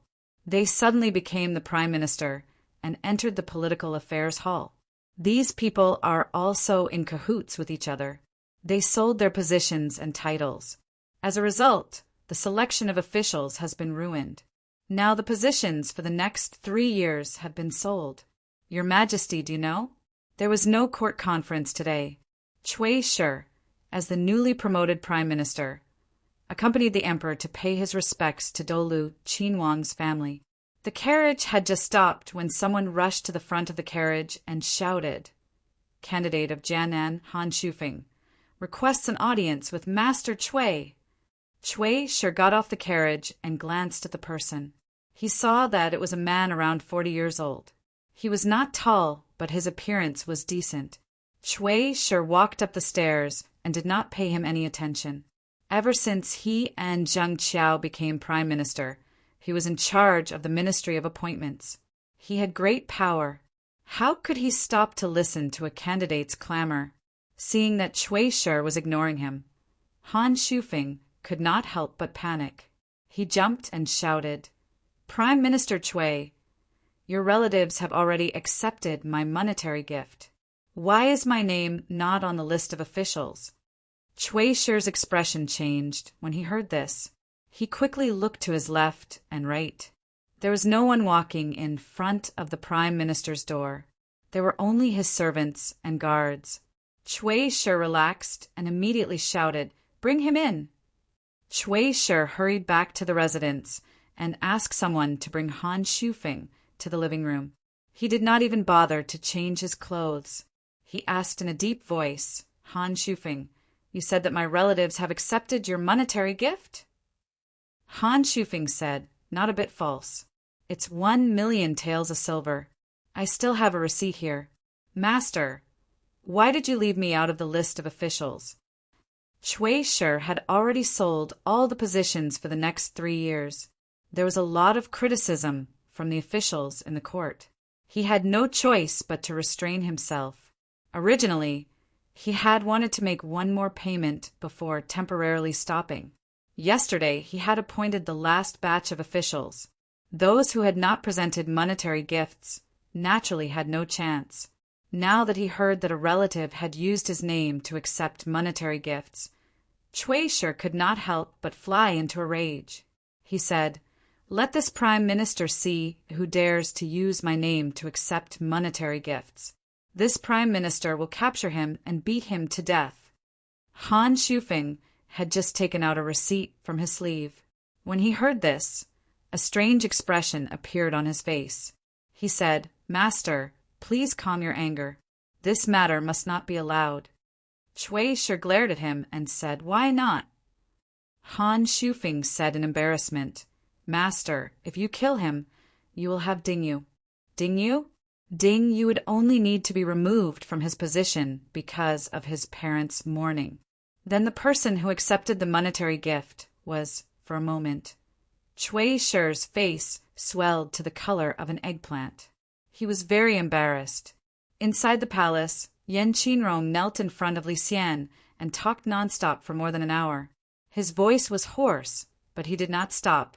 With great difficulty, he finally finished accusing these people of their misconduct. He kowtowed to Li Xian and wept. "Your Imperial Majesty, if we do not reform the country, the world will be rotten beyond repair." Li Xian's expression was calm as he asked, "You are an official in Shuzhou. How do you know what is going on in the capital?" Yan Qinrong smiled sorrowfully. "Your Imperial Majesty, I have long heard rumors in Shuzhou. Today, the Ministry of Appointments had me return to the capital to report on my work. I clearly scored excellent in the exams, but I was removed from my position. This was to make room for the briber. I have many old friends of the same age in the capital. After asking around, I found out that the rumors were not false. Your Imperial Majesty, these matters have long been known to the world. Only Your Imperial Majesty is still in the dark. Your Imperial Majesty only needs to investigate and you will know. I am not speaking nonsense." Li Xian's eyes narrowed slightly. Gritting his teeth, he asked again, "You say that the Empress corrupted the court. What proof do you have?" Yan Qinrong straightened his body and said, "I do not have proof, but this matter has long been spread throughout the capital, not only by the common people. Even the low-ranking officials and high-ranking officials of the court have spoken with certainty. They even said the name and identity of the adulterer. Does Your Imperial Majesty think that this is false?" Li Xian suddenly walked in front of Yan Qinrong. Because of nervousness, his voice had become as hoarse as Yan Qinrong's. "Who is it?" Yan Qinrong boldly said, "Grand Physician Ma Qinka and Imperial Guard Yang Jun." Li Xian's body shook. He suddenly remembered that Wei Shi was not feeling well. She had said that Grand Physician Ma Qinka was the best at nursing. Recently, Ma Qinka was the only one treating her. He had seen him more than once when he went in and out of the Empress Palace. He then thought of Yang Jun, who was good at bowing. Empress Wei also liked to watch him play polo. Sometimes she would go with the Empress to watch bowing. The Empress would always stare at Yang Jun and occasionally reward him. Could it be? It can't be, it can't be. The Empress and I have been in Fangzhou for 16 years, sharing weal and woe. If it wasn't for her encouragement and support, Zhen would have hung myself long ago. How could there be today? Now that the hardships are over, how could the Empress betray me? This must be, this must be. Yes, this must be, because the Empress is not feeling well and often has Ma Qinka to nurse her. When watching bowing, she was especially caring for Yang Jun and caused some people to be jealous and slander. They slandered the two of them and implicated the empress. Li Xian continuously comforted himself, but the cloud of doubt lingered in his heart and grew thicker and thicker. If your Imperial Majesty does not believe, you can have your trusted aides investigate. These things cannot be hidden from the eyes and ears of others. Your Imperial Majesty will know once you investigate. Yan Qinrong saw that Li Xian was in a daze and did not speak, his expression constantly changing. He thought that his words had reached the emperor's ears and couldn't help but grow hope. He hurriedly tried to persuade him again. Li Xian hesitated slightly and then waved his hand. Go. Stay at the inn and wait for Zhen's inquiry at any time. Yan Qinrong was overjoyed. Kowtowing, he said, this subject will obey.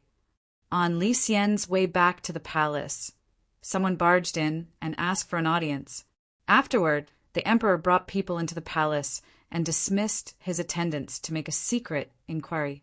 This matter quickly became known, and someone took the opportunity to tell Empress Wei.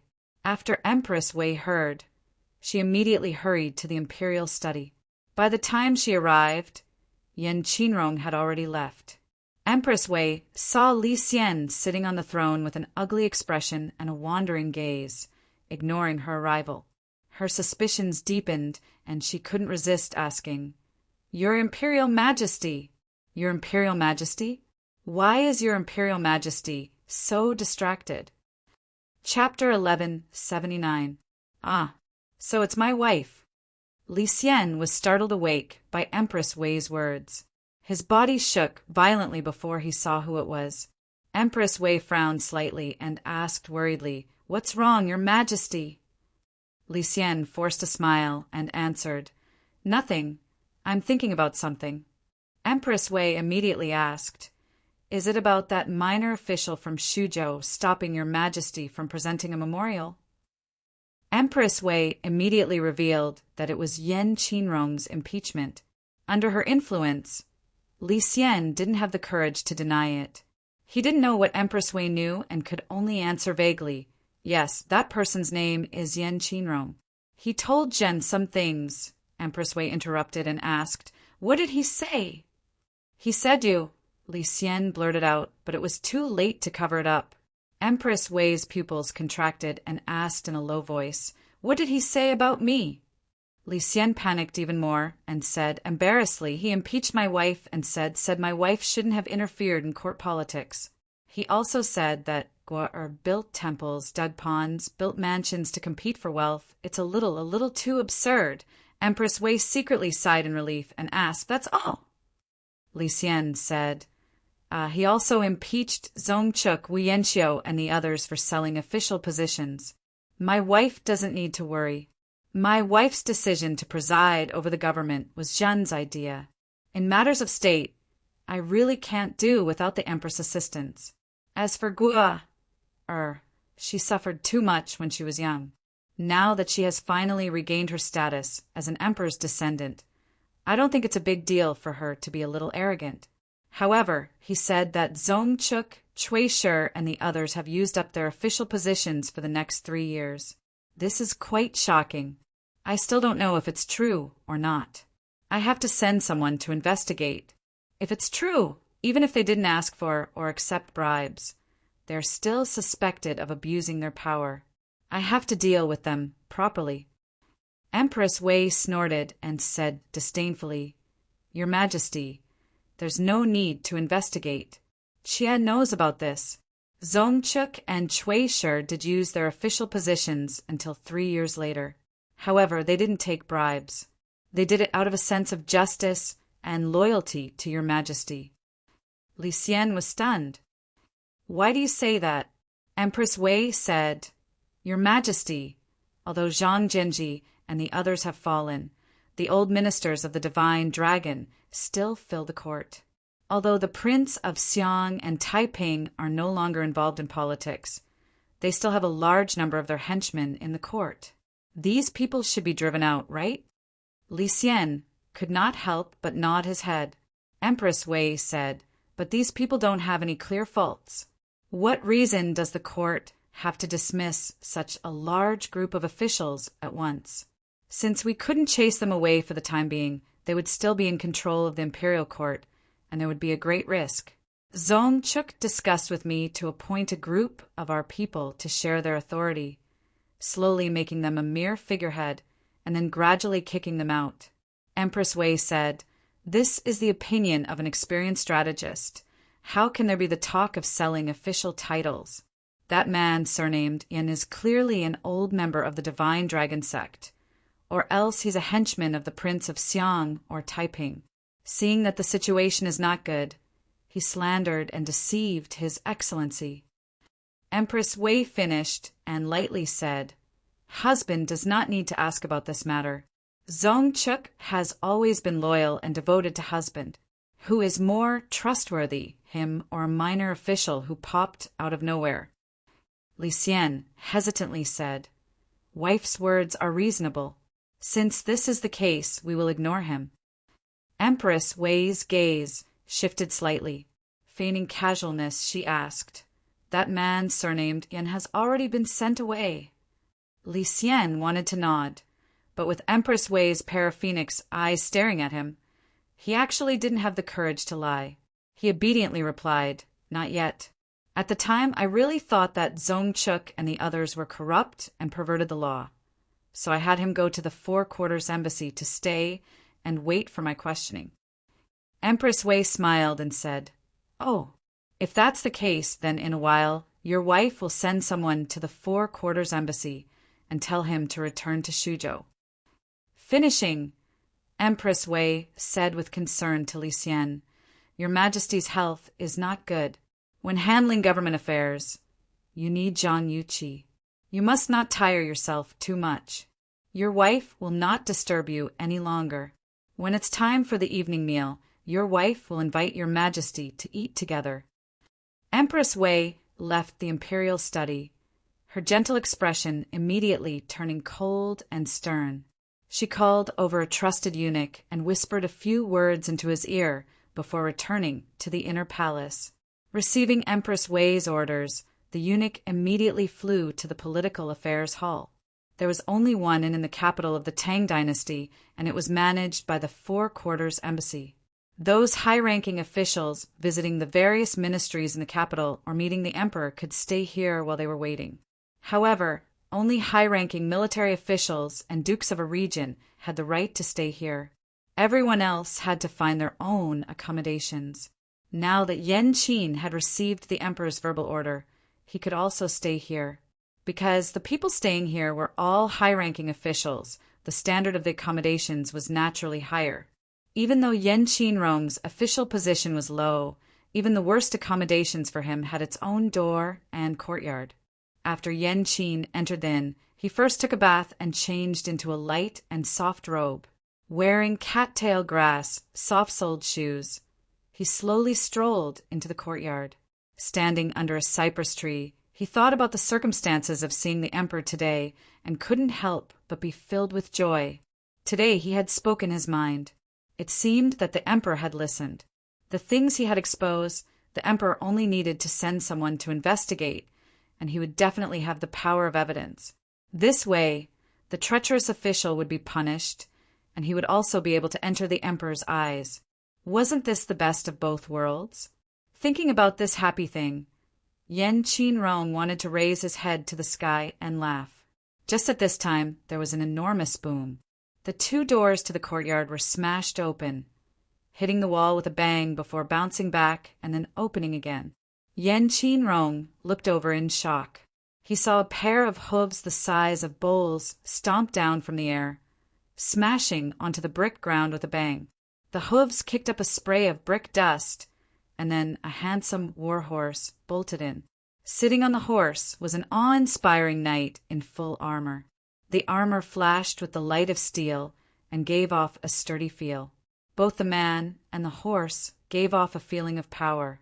Even the sword at his ribs gave off a faint, murderous aura. Yan Qinrong paled in fright and said in shock, "Who are you? How dare you break into the inn?" The knight was fully armored as he charged into the courtyard with his horse. The war horse slowly paced to his side.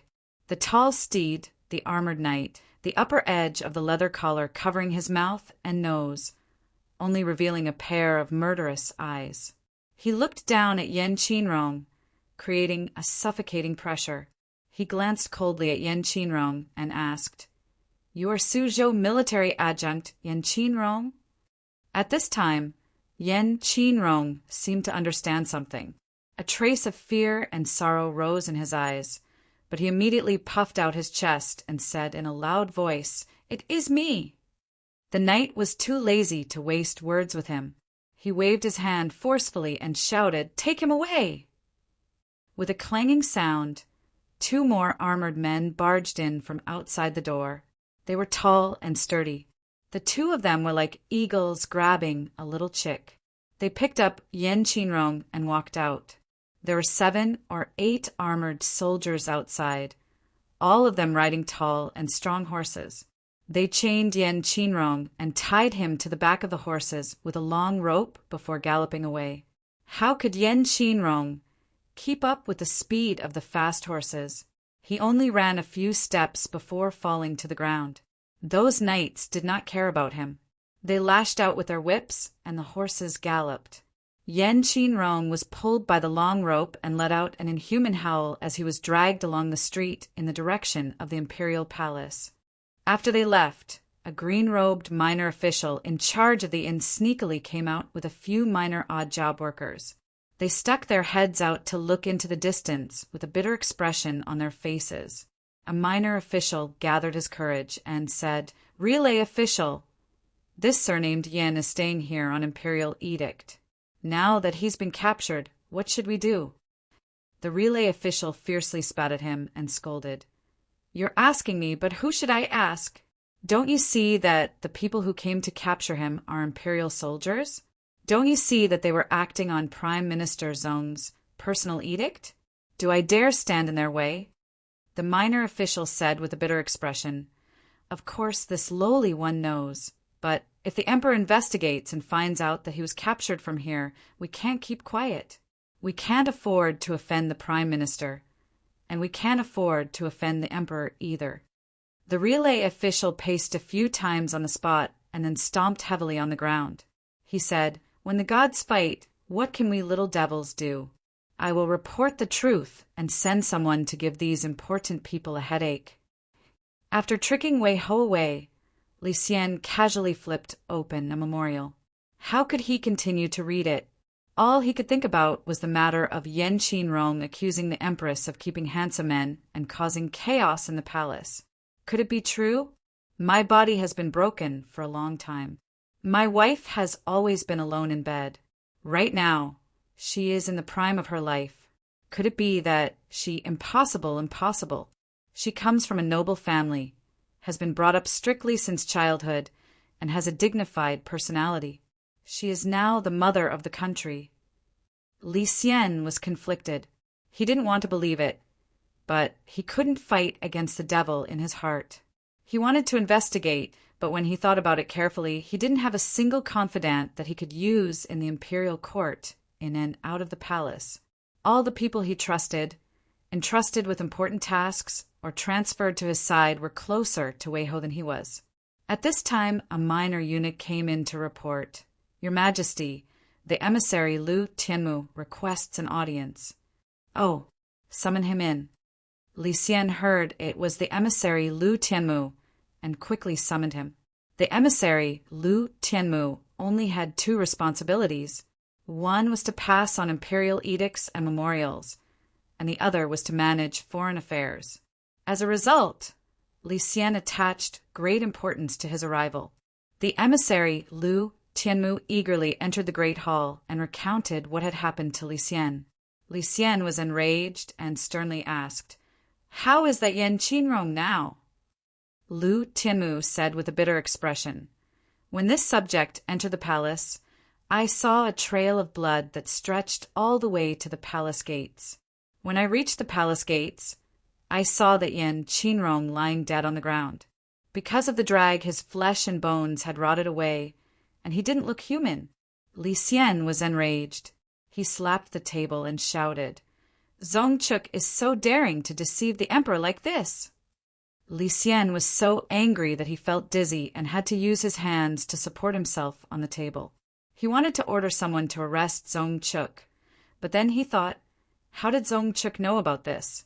How did he know that Yan Qinrong was at the inn? The mastermind was clearly Wei Shi. Thinking of Wei Shi, all of Li Xian's anger and courage dissipated. He sat down dejectedly and waved his hand weakly. Lu Tianmu quickly bowed and retreated. Li Xian painfully muttered to himself in a low voice, "Wife, wife." By now, he somewhat believed Yan Qinrong's words. Chapter 1180. A female internal court official came to the royal study. Seeing Li Xian, she bowed and said, "Your Majesty, the Empress invites you to have dinner together." Li Xian was struggling in pain. He raised his head and solemnly said, "Tell the Empress that I am not feeling well and need to rest." Yes, the female official did not dare to say more. She bowed again and quietly retreated. Li Xian sat in a daze for a moment. He sighed gently and slowly stood. Dispirited, he walked toward his palace, Du Palace. In the middle of the night, the faint moaning and panting finally stopped. Empress Wei's hair was disheveled. Her face was flushed, her phoenix eyes half closed, and her breathing ragged. She still had not calmed down from the passion that made one tremble. She greedily hugged Yang Jun's strong and masculine body. After a long time, she weakly rolled to the side and pulled over a soft gauze scarf to drape over her body. She only covered her stomach and vital areas. Her pair of round legs and full chest were still exposed. Yang Jun and Ma Chinka were two completely different tastes. Ma Chinka was a refined and mature man. His lingering was like a trickle of water, allowing one to enjoy the gentleness to their heart's content until they reached the realm of bliss. Yang Jun was a warrior. He was young and strong. He could be like a storm and make Empress Wei experience a completely different feeling.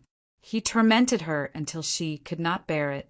However, this kind of powerful stimulation made Wei Shi, a woman who lived like a princess deep in the palace, especially enchanted.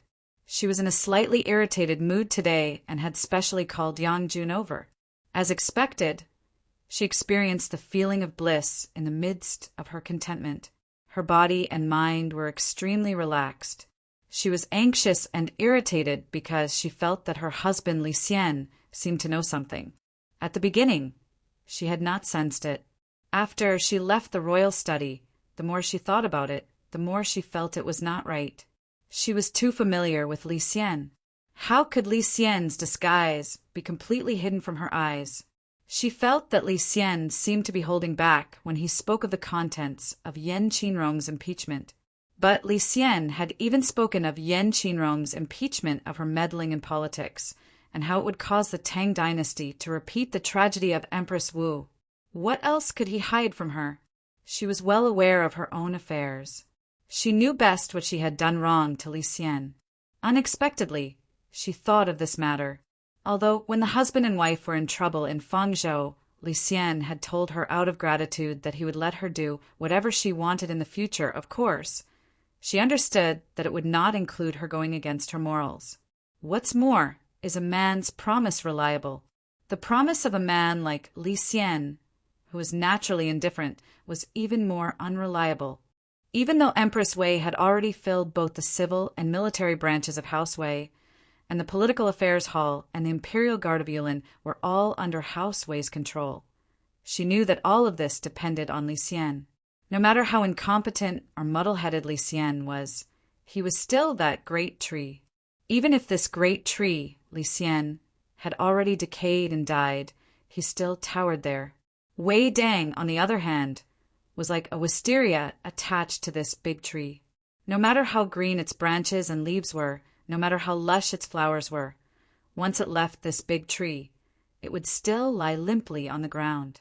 Perhaps one day, this wisteria would be able to penetrate its roots deep into that decaying tree and grow stronger and stronger until it replaced it and became a new towering tree. just like Wu Meinyang in the past. But she knew that now was not the time. So when she thought that Li Xian might have discovered her infidelity, Empress Wei felt an inexplicable irritation. She knew that Li Xian might be able to let her do anything, but he would not accept this kind of thing. It is good to be young. Empress Wei gently caressed Yang Jun's strong and sturdy chest, her eyes rippling with infatuation.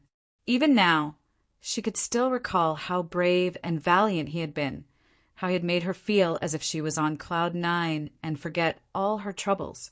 Yang Jun's body moved, wanting to leave. Empress Wei's hand tightened. She said weakly, "Don't leave tonight, stay with me." Yang Jun hesitated slightly and said, "Qin Jiejie is still waiting at the back door to take me away." Empress Wei's eyelids were heavy. She gave a soft yawn and murmured, then let her wait. As she spoke, she put a plump leg on Yang Jun's body and sweetly fell asleep. Li Xian ate a simple bowl of jade porridge in the evening. He was already lying on the bed, but he tossed and turned, unable to fall asleep. Yan Qinrong's words were like a poisonous thorn that pierced deeply into his heart. No matter how hard he tried, he could not get rid of them. Yan Qinrong's death was like a piece of burning charcoal that was branded on his heart and made him panic with pain. Li Xian tossed and turned like a pancake. He could not bear it anymore and finally put on his clothes and got up. He wanted to ask the Empress clearly.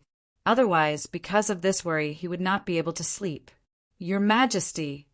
2 pretty little palace maids were kneeling on the soft carpet, leaning against the enormous dragon couch and dozing off.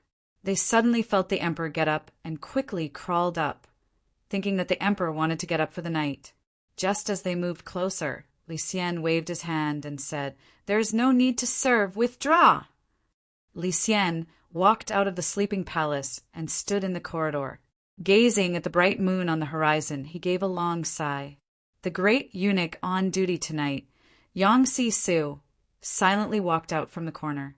Bowing, he said, "Your Majesty." Li Xian waved his hand and said, "Zhen's heart is in turmoil and will walk alone." Yang Si-su hesitated for a moment and then said, "Since your Majesty wants peace, how about this old servant accompany you alone?" Li Xian glanced at him and coldly said, "This is the palace. What can happen? Withdraw." Yang Si-su could only bow and retreat to the corner of the hall. Li Xian reached out to gather his sleeves and walked down the steps. The Emperor's sleeping palace was not far from the Emperor's residence. There was only a thick and high wall between them. In the dead of night, the moonlight was like frost. There were no palace maids holding lamps or eunuchs accompanying him. Li Xian walked alone and had a rare feeling of relaxation and leisure. This was the first time Li Xian had come to the Empress' sleeping palace after nightfall. He did not want to bring anyone. It was already difficult to ask his wife about this kind of thing. If he made the Empress cry, his expression would become even uglier. After all, they had gone through trials and tribulations together. He believed that if he had a heart-to-heart talk with his wife, perhaps he could dispel some of the barriers between them. The 4 eunuchs guarding the Empress Palace had all slipped into the guard room to sleep. It was already late autumn and early winter, and the weather was cold. These eunuchs all knew that their master would not go in or out of the restricted area at night. The eunuchs, palace maids, and female officials of the Empress Palace had all been chosen by Empress Wei from the clean yamen of the 6 Shang and 24 divisions after she came to power. Empress Wei knew that the people in these places had no power and were far away from the Emperor and Empress. No faction would cultivate trusted aides from these people. She chose some of these people for her own use and showed them her favor. Only then would these people be loyal to her. But because these people had never served the Imperial Empress before, and Empress Wei had changed all the people at once, without anyone to instruct them, these people were not as disciplined as the inner palace maids by the Imperial Empress side in the past.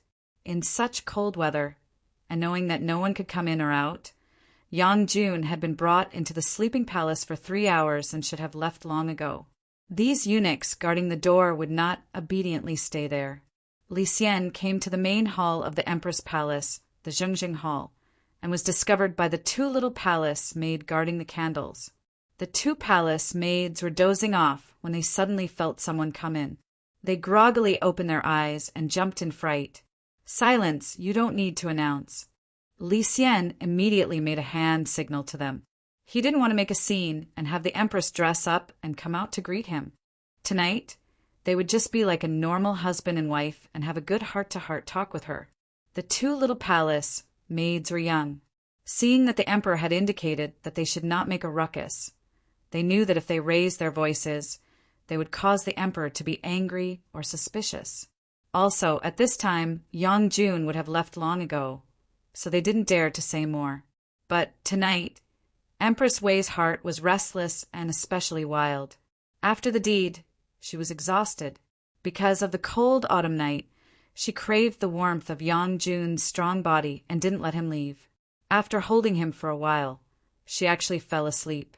The two little palace maids guarding the candles didn't know what was going on inside. Li Xian slowly walked to the Empress' sleeping quarters. Empress Wei was having fun with someone and had sent away the people around her. Li Xian walked into the rooms and didn't encounter a single person.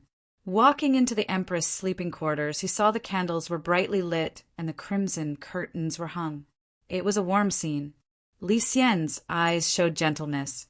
He walked over and gently parted the curtains. With a slight smile, he looked into the tent. His smiling expression suddenly froze on his face. Empress Wei's jade body was spread out. There was only a soft gauze handkerchief around her waist. Her plump and full jade body glowed with light, bright and vivid. One snow-white leg was straddling a naked man's body. That person was tall and sturdy, with a handsome and enchanting face. He was the guard that Empress Wei favored the most and was good at bowing. Yang Jun was a martial artist, so he was more alert in his sleep. In his sleep, he suddenly sensed something. He opened his eyes and saw a purple face staring at him maliciously. Yang Jun jumped up in fright and sat up. When Yang Jun sat up, he suddenly found that the person standing like a ghost in front of the bed was the current emperor. Yang Jun didn't know what to do in this fright. In his fright, he unconsciously called out, "Your Majesty!" And Yang Jun sat up in fright and startled Empress Wei. Empress Wei opened her eyes in displeasure and suddenly saw Li Xian. Instantly, she also gave a startled cry.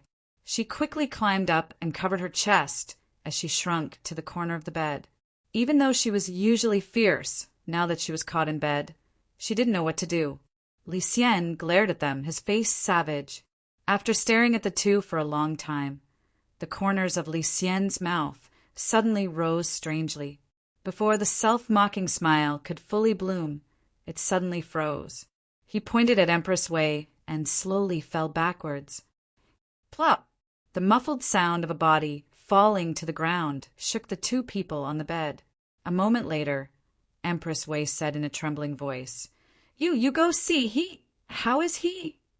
Men were more daring in the end. Also, he had already slept with the Empress. If he stuck his head out, it would be a knife. If he pulled his head back, it would still be a knife. Yang Jun understood this point and became a hoodlum. He pulled aside the curtains and jumped down naked. Yang Jun saw Li Xian lying on the ground, his teeth tightly clenched and his eyes wide open.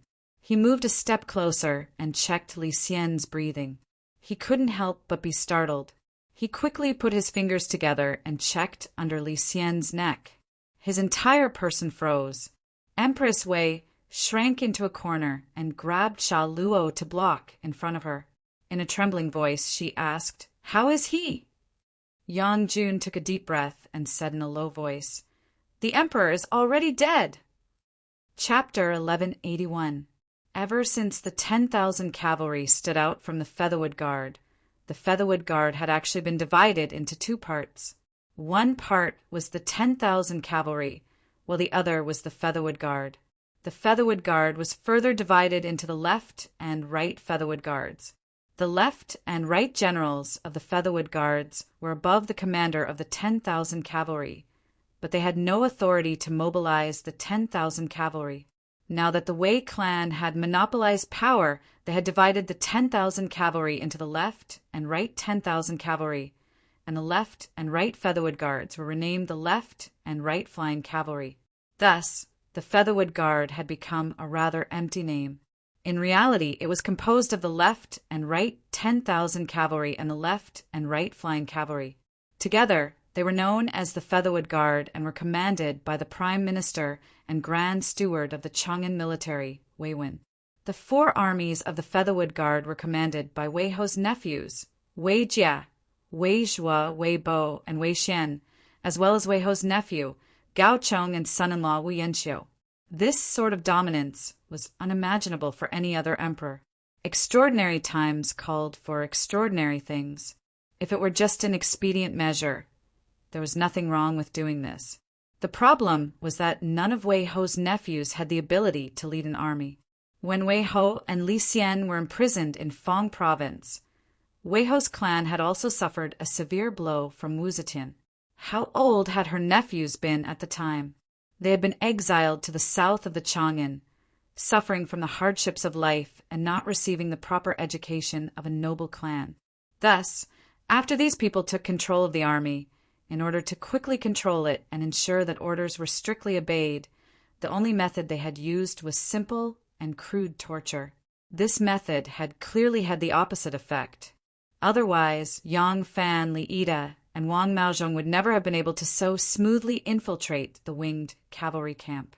Wang Maozhong and Li Ida were Li Longji's trusted aides. Wang Maozhong was from Korea.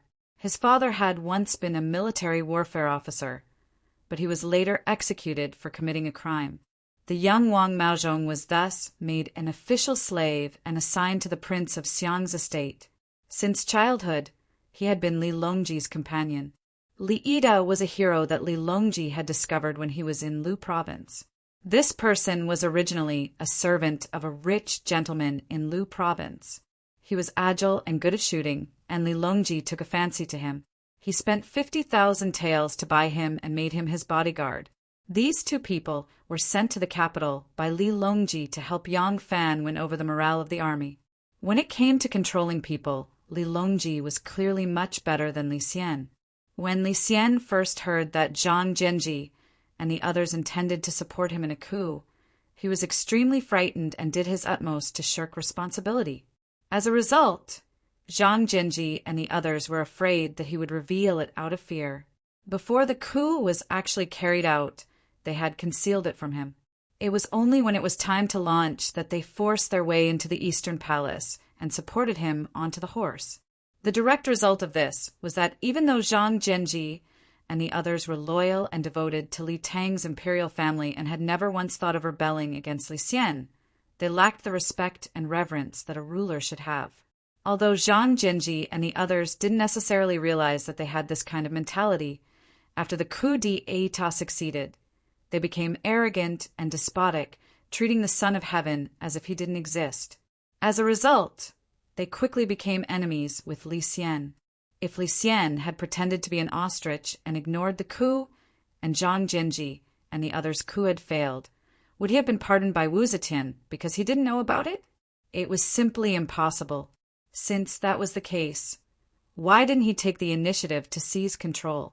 In this way, he could use his identity as the crown prince to recruit more people to work for him, greatly increasing the chances of the coup d'état success. In the process, he could establish his absolute authority. If Li Xian had participated in and been the main leader of the coup d'état, Zhang Genji and the others definitely wouldn't have been so despotic after the coup d'état. With their loyalty and ability, if they could get along well with Li Xian, they might be able to recreate the golden age of Jingguan. Li Longji didn't make the same mistake as Li Xian. Previously, he had no foundation in the Yulin Guard. He needed the support of Yang Fan, a retired general who had yet to pass his prime, in order to obtain the loyalty of the generals in the army. But he did not wash his hands of the matter, entrusting everything to Yang Fan. Li Longji had dispatched 2 of his trusted subordinates to participate in the enlistment in order to express his attitude, to instill a certain idea into these generals. He wanted all the generals who had pledged allegiance to him to know from the start that Yang Fan was only responsible for building bridges. The one they were truly pledging allegiance to was the Prince of Xiang. In the future, only the Prince of Xiang could bestow them with riches and glory. This was a political attitude and also a political wisdom. It was a political quality that a successful leader had to possess. The great general of the left camp of the winged cavalry was Wei Zhuo. Wei Zhuo had 3 generals under his command: Gu Fuxin, Chen Xuanli, and Xiong Mingwei. These 3 were all old generals of the Yulin Guard. All 3 of them were currently in Gu Fuxin's tent. The Wei clan was like a nouveau riche. They hadn't cultivated such a deep reserve, didn't have the manpower or resources to replace these middle-ranking and high-ranking generals, but they were already being pushed aside. The one who had led Yang Fan, Wang Maozhong, and Li Ida into this tent was the palace commander of the right guard, Ma Qiao. The windows and doors of the tent were covered with thick blankets to prevent light from leaking out. Fortunately, it was already the end of autumn and the beginning of winter, so it was not stuffy. The people in the tent sat scattered, all of them solemn. The 10,000 cavalry was Yang Fan's headquarters. Huang Xuchang, Chu Kuanga, and the others had long since been convinced. The people he needed to convince now were the generals of the winged cavalry, whom they had already interacted with several times. The winged cavalry and the 10,000 cavalry were originally very distinct, with no deep relationship or relationship. However, Wei Jia, Wei Zhuo, and the others often beat and scolded the soldiers, and the 10,000 cavalry and the winged cavalry were in the same boat.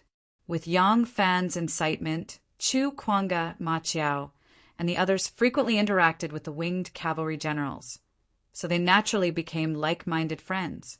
At this moment, the person explaining the pros and cons to the winged cavalry generals was Wang Maozhong, of Li Longji's 2 trusted aides. Wang Maozhong was intelligent, alert, and eloquent, while Li Ida was slow and taciturn, resolute, and calm in the face of danger. The 2 complemented each other's weaknesses, making them the best match. Yang Fan had the intention of only being an introducer, so just like when he brought Wang Maozhong and Li Ida to meet with the generals, he spoke very little, other than the introductions at the very beginning. He would only interject at crucial points or when the generals were hesitating. If he still had his sights set on officialdom, this was not the time to steal the limelight. Bridging the strings to get the Featherwood Guard to pledge allegiance to the Prince of Xiang was already his greatest achievement, and Li Longji would never forget it. However, if he were to usurp the host's position, the result would be the opposite of what he desired. Now that Yang Fan had the intention to retire to seclusion, there was even less need for him to firmly control these people, especially Huang Xuchang, Ma Qiao, Chu Kuanga, and the others. These people were all his good brothers. Since his sights were no longer on officialdom, if he did not give up on his influence over them, he would only be harming them. The matter of persuading the winged cavalry generals proceeded very smoothly. Yang Fan's influence over the winged cavalry was extremely limited. The reason these generals were able to so readily agree to the Prince of Xiang's request was not because of Yang Fan, but because of Wei Zhuo and the other Wei clan generals. They viewed the high-ranking generals as their lackeys, either beating or cursing them. At the same time, they embezzled military pay, embezzled military funds, extorted bribes, and so on. These generals had long been enraged, but did not dare to speak out. Now that the imperial clan of Li Tang had raised the banner, these hot-blooded men naturally began to respond. Wang Maozhong and Li Ida solemnly clasped their hands to Gu Fuxin, Chen Xuanli, and Xiong Mingwei, declaring, "Good! General Gu, General Chen, General Xiong, it is decided. When the great undertaking is accomplished, the Prince of Xiang and the Prince of Linzi will not forget your contributions." The 3 hurriedly returned the greeting. Of the 3, Xiong Mingwei was the Confucian general. He answered on behalf of Gu Fuxin and Chen Xuanli. Empress Wei is tyrannical, and the emperor is tyrannical. The Wei clan is running rampant, and Li Tang's imperial clan is gradually declining. As ministers of Imperial Tang, we will naturally respond to the Prince of Lin Zi's call to cleanse the muddy stream and uphold the righteous and punish the evil. Wang Maozhong smiled and nodded his head. Just as he was about to speak to Yang Fan, the desolate sound of a bugle horn suddenly rang out. The source of the bugle horn should be quite far away. Moreover, the windows and doors are covered with felt, so the sound should not be too loud. However, the men in the tent were discussing the matter of beheading. Upon hearing the sound of the bugle horn, they were shocked. Wang Maozhong unsheathed his saber with a chung sound and cautiously took a step back. Li Yide shot towards the door like an arrow and raised his saber high, preparing to chop down. Gu Fuxin hurriedly explained, "Gentlemen, we are sincerely pledging our allegiance to the wise emperor and did not reveal your whereabouts." Although Ma Qiao did not unsheath his saber, he is already gripping the hilt tightly. His tiger-like eyes are staring coldly at the three men. It seems that if anything goes wrong, he will brandish his saber and kill them. Hearing the sound of the bugle horn, Yang Fan was startled. His brain worked quickly, and he quickly composed himself. In a deep voice he barked, "Do not panic. General Ge, please go and investigate what is going on." Finished speaking, Yang Fan sat cross-legged and calmly said, "All sit down and extinguish the candles." As soon as they saw Yang Fan's composure, everyone's panic gradually subsided. Gu Fuxin shot a grateful glance at Yang Fan and nodded his head vigorously before walking out in big strides. Ma Qiao has a kind of blind trust in Yang Fan. Although he was still unclear about the situation, he was the first to sit down. Waving his hand, he extinguished the candles, and the room was immediately plunged into darkness. After a moment of silence, there is a series of rustling noises as they sat down one by one. A moment later, Wang Maozhong suddenly exclaimed in admiration, "Great General is still astute. That's right. This bugle horn has nothing to do with us." By this time the others had not realized what was going on. After all, they are all honest and straightforward military officers. Among them, only Xiong Mingwei is a scholar and his brain works fast. Hearing Wang Maozhong's words, Xiong Mingwei suddenly understood. "That's right," Xiong Mingwei said. "If the Wei faction discovered our plot, they would not have sounded the bugle horn from so far away to alert us." Hearing this, everyone suddenly understood.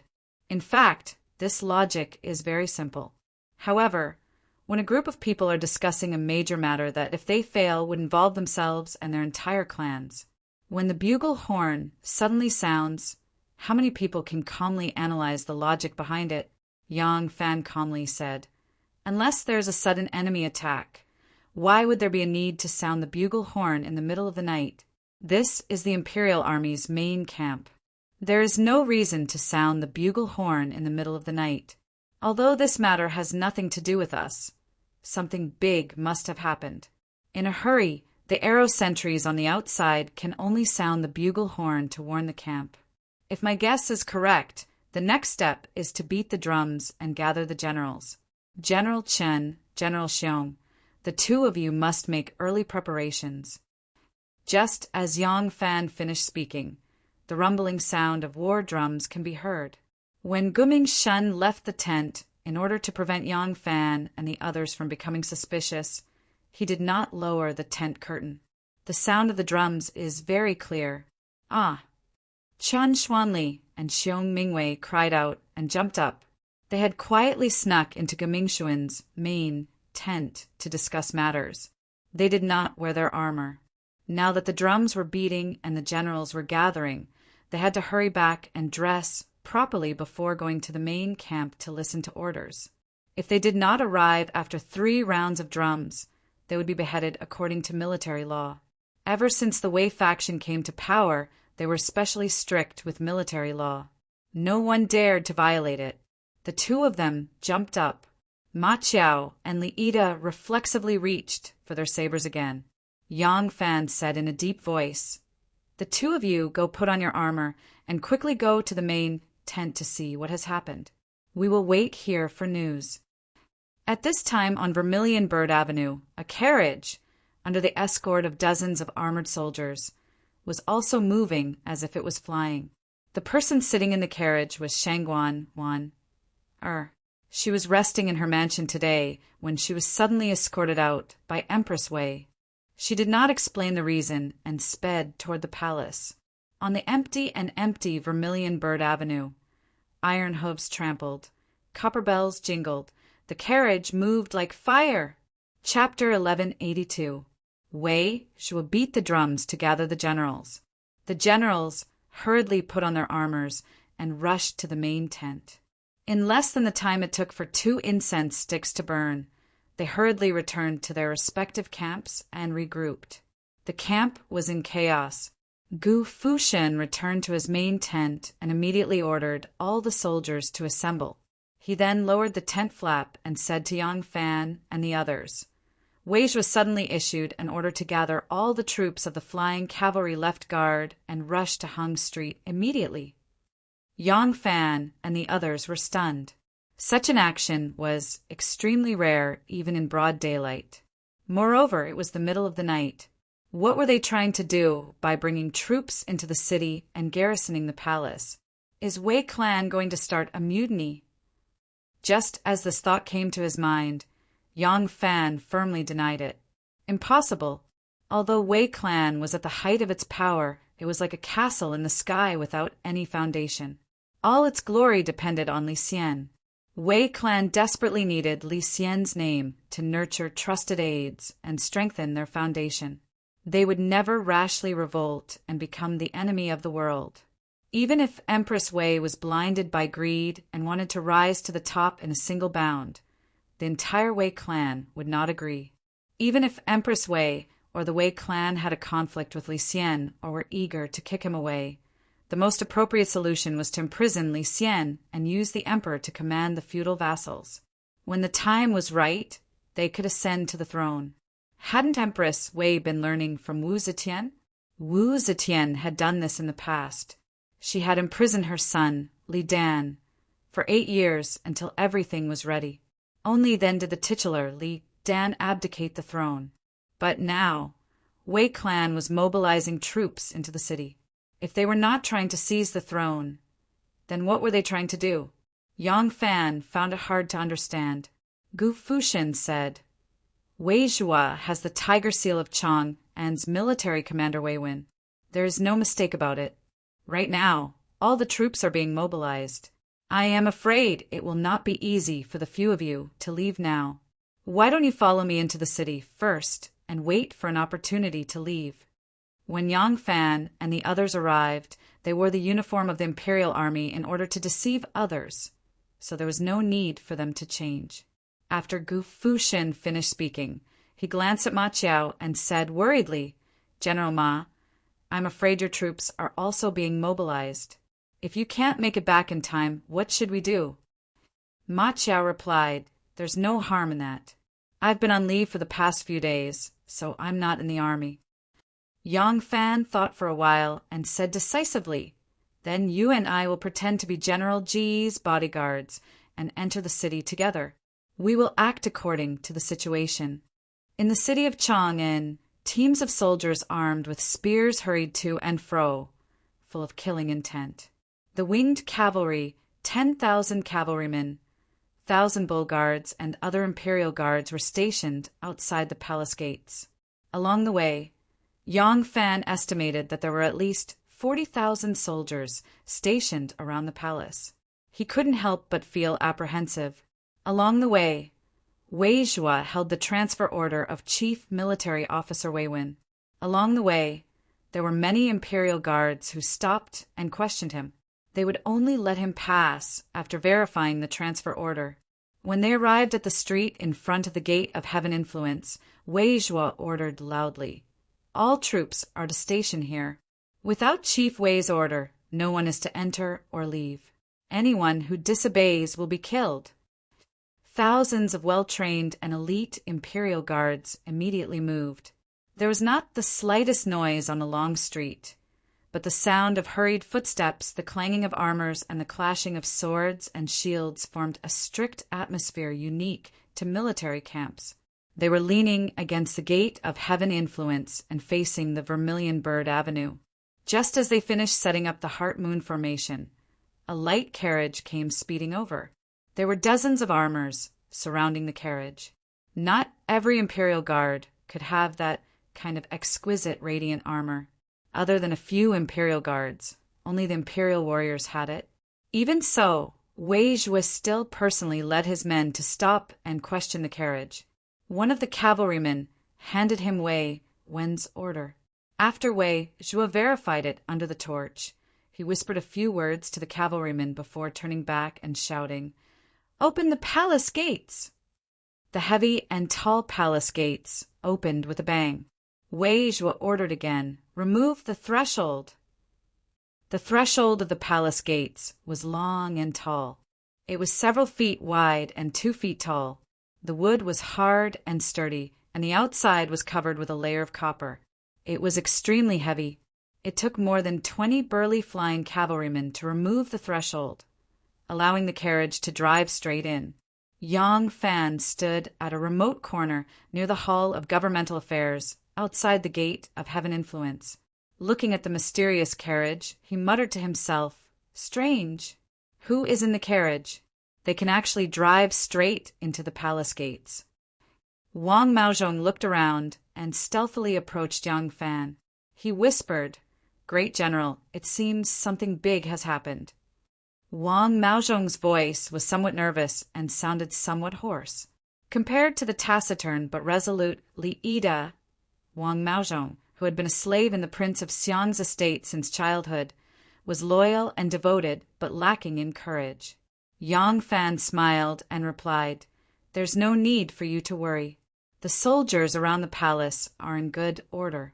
Right now, those with Grand Steward Wei's order can freely enter and leave the palace. It's clear that no rebellion has occurred and that they are just guarding against something. General Ji's soldiers are guarding the outside, making it very convenient for us to leave. If we want to leave, we can leave right now. But since we've run into each other, there's no harm in getting to the bottom of this." Wang Maozhong gave an embarrassed smile and whispered, "This lowly life of this lowly one is nothing. I'm just afraid that I'll ruin the prince's plans. This lowly one truly doesn't know what to do in this situation. I'll follow Great General's orders." In the Hall of Sweet Dew, Empress Wei quietly sat on the imperial chair that Li Xian had once sat on. Her face seemed to be carved from a piece of white jade. There was no color, no expression. Her eyes, under the light of the lanterns, flashed with a lifeless light. The Hall of Sweet Dew was the Emperor's palace. She did not dare to return to the Hall of Politics. The Hall of Politics was the Empress's palace. Empress Zhongsun had once lived there. Empress Wang had once lived there, and Wu Zetian had also once lived there. Empress Zhongsun had been a virtuous empress of a generation, but she had died young. Empress Wang had been deposed and banished into the cold palace. In the end, she had been cruelly tortured to death by Wu Zetian. As for Wu Zetian herself, she had changed from empress to emperor, and then from emperor back to empress. In the end, she had died a miserable death. Every empress before Empress Wei had lived a brilliant life, whether they succeeded or failed, but there had never been an emperor who had died in the Empress Palace. Empress Wei did not dare to stay there. She was afraid to see those eyes that had died with everlasting regret. "Nyang nyang, nyang nyang," a female official trembled as she called out a few times, her trembling voice rising. Empress Wei appeared extremely calm on the surface, but inside her mind was a mess. Only when the female official called for the 5th time did she startle out of her daze. "What?" "Nyang nyang, Shangguan Jiarong has arrived." Empress Wei abruptly stood and said urgently, "Quick, invite her in." A moment later, Shanghai Wan, Er quickly walked into the hall. She had been hurriedly received from her home, and the carriage only stopped in front of the Hall of Sweet Dew. On the way, the doors and windows were tightly shut. She did not know why she had been summoned to the palace, and could not see the situation outside. She only felt from the shouts of commands and the sounds of the army seals being handed over that something major had happened. She had experienced heaven and Ming Tang, the two peerless and vast palaces, being burned to ashes by a fire. She had experienced the Shanlong coup d'etat and the Crown Prince's rebellion, but she had never encountered such a strange situation. Shanghai Wan had thought that Emperor Li Xian had summoned her in the middle of the night, but when she hurriedly walked into the hall, she was shocked to see Empress Wei's anxious and joyful expression. Shanghai Wan-er's heart instantly sank, and she had a bad feeling. Wan-er greets Empress. Why has Nyang summoned me in the middle of the night? Just as Shanghai Wan-er finished speaking, Empress Wei charged forward and gripped her hand. Wan-er felt that Empress Wei's hands were ice-cold without any warmth. Empress Wei said in a trembling voice, Wan-er, His Majesty, has passed away. Under Wan-er's shocked gaze, Empress Wei hurriedly explained to her how the emperor had passed away. The emperor had spent the night in the empress palace. A chronic illness had suddenly occurred, and he had died. Speaking of it, if she hadn't been provoked by Yang Jun, it would have been the truth. But that was not the important point. Li Xian was not the husband or father of a normal family. He was the emperor of the Tang dynasty. He had died, and the most important thing was how to deal with the aftermath. Who would be the new emperor? Wan-er quickly calmed down. She had experienced the great change of Emperor Zetian. This son of heaven, who feared his wife, a cowardly emperor, did not have a high position in her heart, and so could not cause greater waves in her heart. She calmly said to Empress Wei, What does Nyang plan to do? Empress Wei nervously clutched her wrist and slowly walked in the hall. Before you came, Jia had been thinking about this matter. To prevent the news from leaking and causing some unpredictable change, Jia has already sent 50,000 imperial guards to protect the entire palace, forbidding entry and exit for safety. Wan-er nodded slightly and said, Nyang's actions are very appropriate.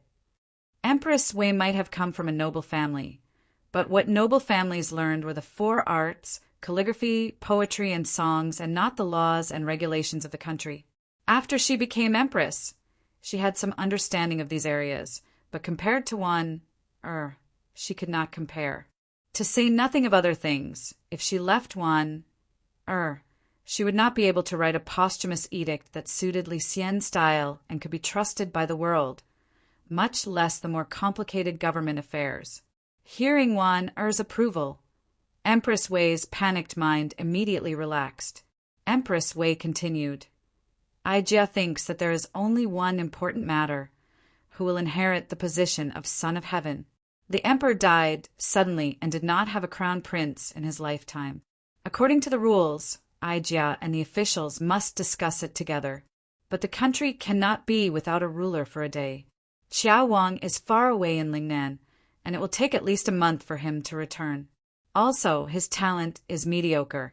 How can he be worthy of great responsibility? Jia thinks that we can only make Chongfu the crown prince to inherit the throne.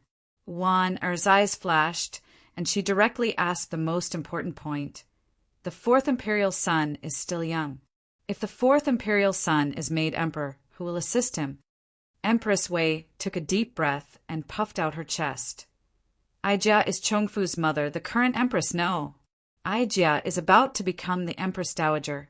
Naturally, Jia will be the regent. Wan-er asked assist, and Empress Wei replied regent. The difference of one word was like the difference between heaven and earth. Wan-er looked at Empress Wei's nervous and excited expression and seemed to see that Wu Meinyang of the past. They might have too many differences, but at least in this moment, the expressions on their faces were unusually similar. Chapter 1183. Empress Wei saw that Shanghai Wan-er was staring at her and couldn't help but ask, Is there something wrong? "Your Highness, this won't do."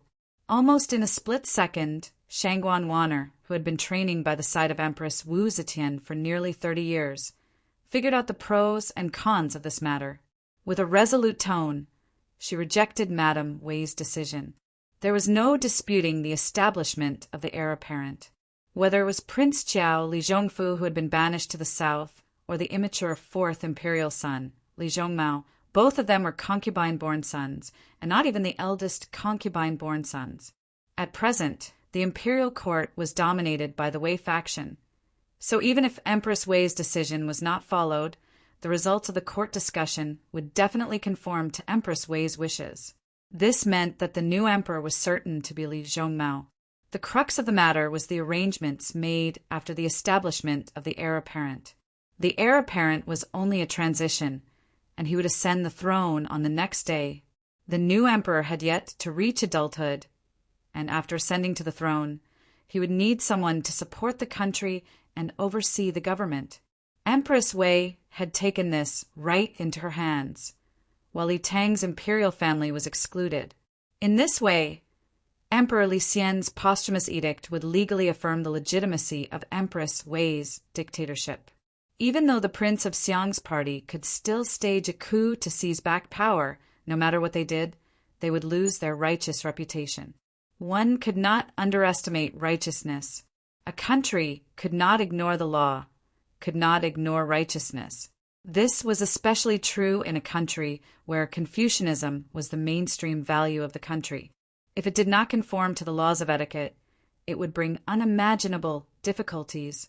After the coup at the Black Tortoise Gate, Li Shimin thought of ways to interfere with the historiographers, fabricating evidence that Crown Prince Li Jianqing had tried to kill him to clear his name.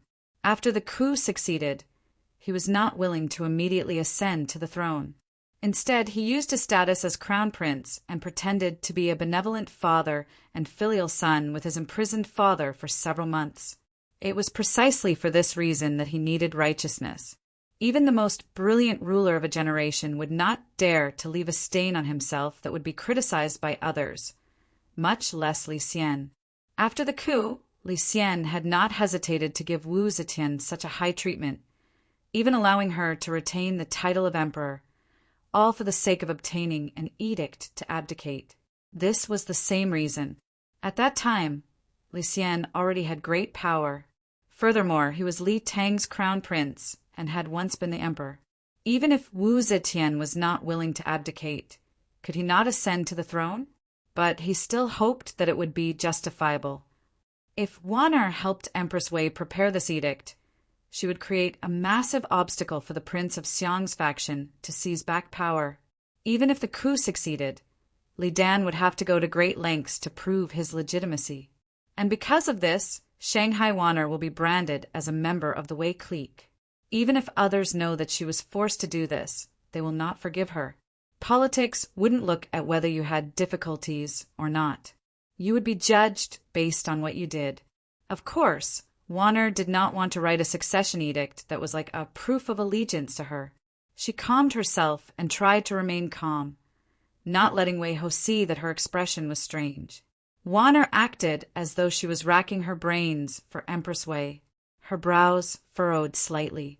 She said in a deep voice, "Nyang, right now we can only make the fourth son of the imperial prince, Zhongmao, the heir apparent. Wanner does not have any objections. But Nyang, regent." Empress Wei's gaze suddenly hardened. She sternly asked, "What?" Wanner did not seem to see Empress Wei's threatening gaze. She calmly replied, "Wanner believes that this is not appropriate. Although the fourth son of the imperial prince has not yet reached adulthood, he is not a youth ignorant of worldly affairs. He is already 15 this year. In another 3 years, he will be able to personally govern.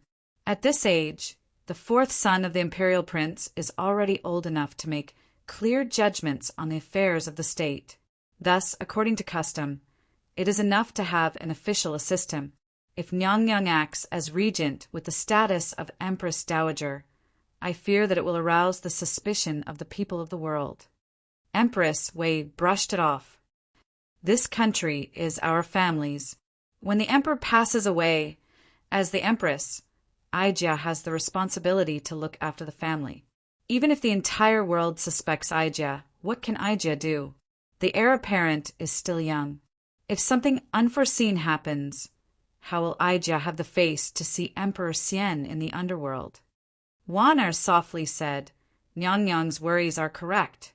It is not that Waner has not considered this point. However, Emperor Xian died a violent death.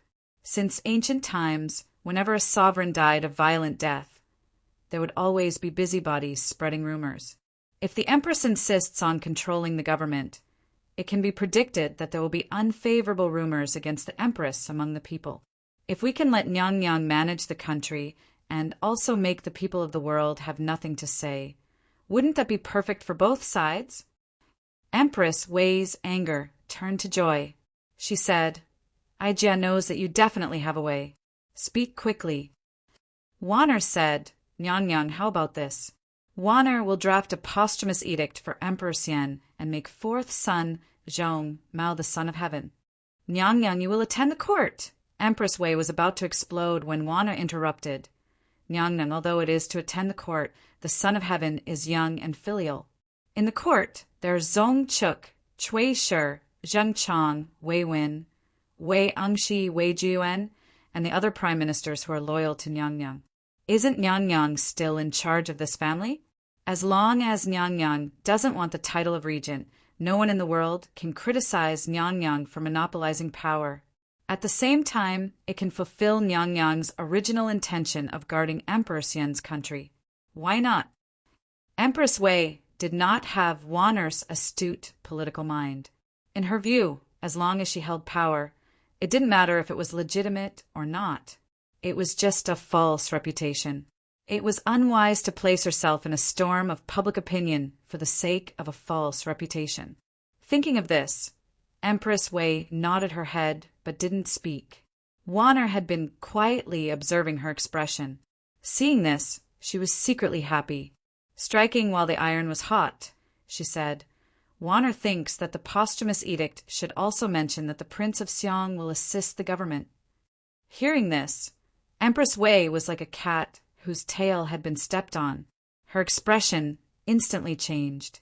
She shouted, No, absolutely not. Shangguanwan, what are your intentions? Don't tell me you have some ulterior motive? There were warriors standing in the hall. Empress Wei harshly yelled, and several of the warriors immediately turned murderous gazes to Waner. Waner anxiously said, Empress, even if the Prince of Xiang is allowed to assist the government, does he have the right to speak in today's imperial court? That still won't do.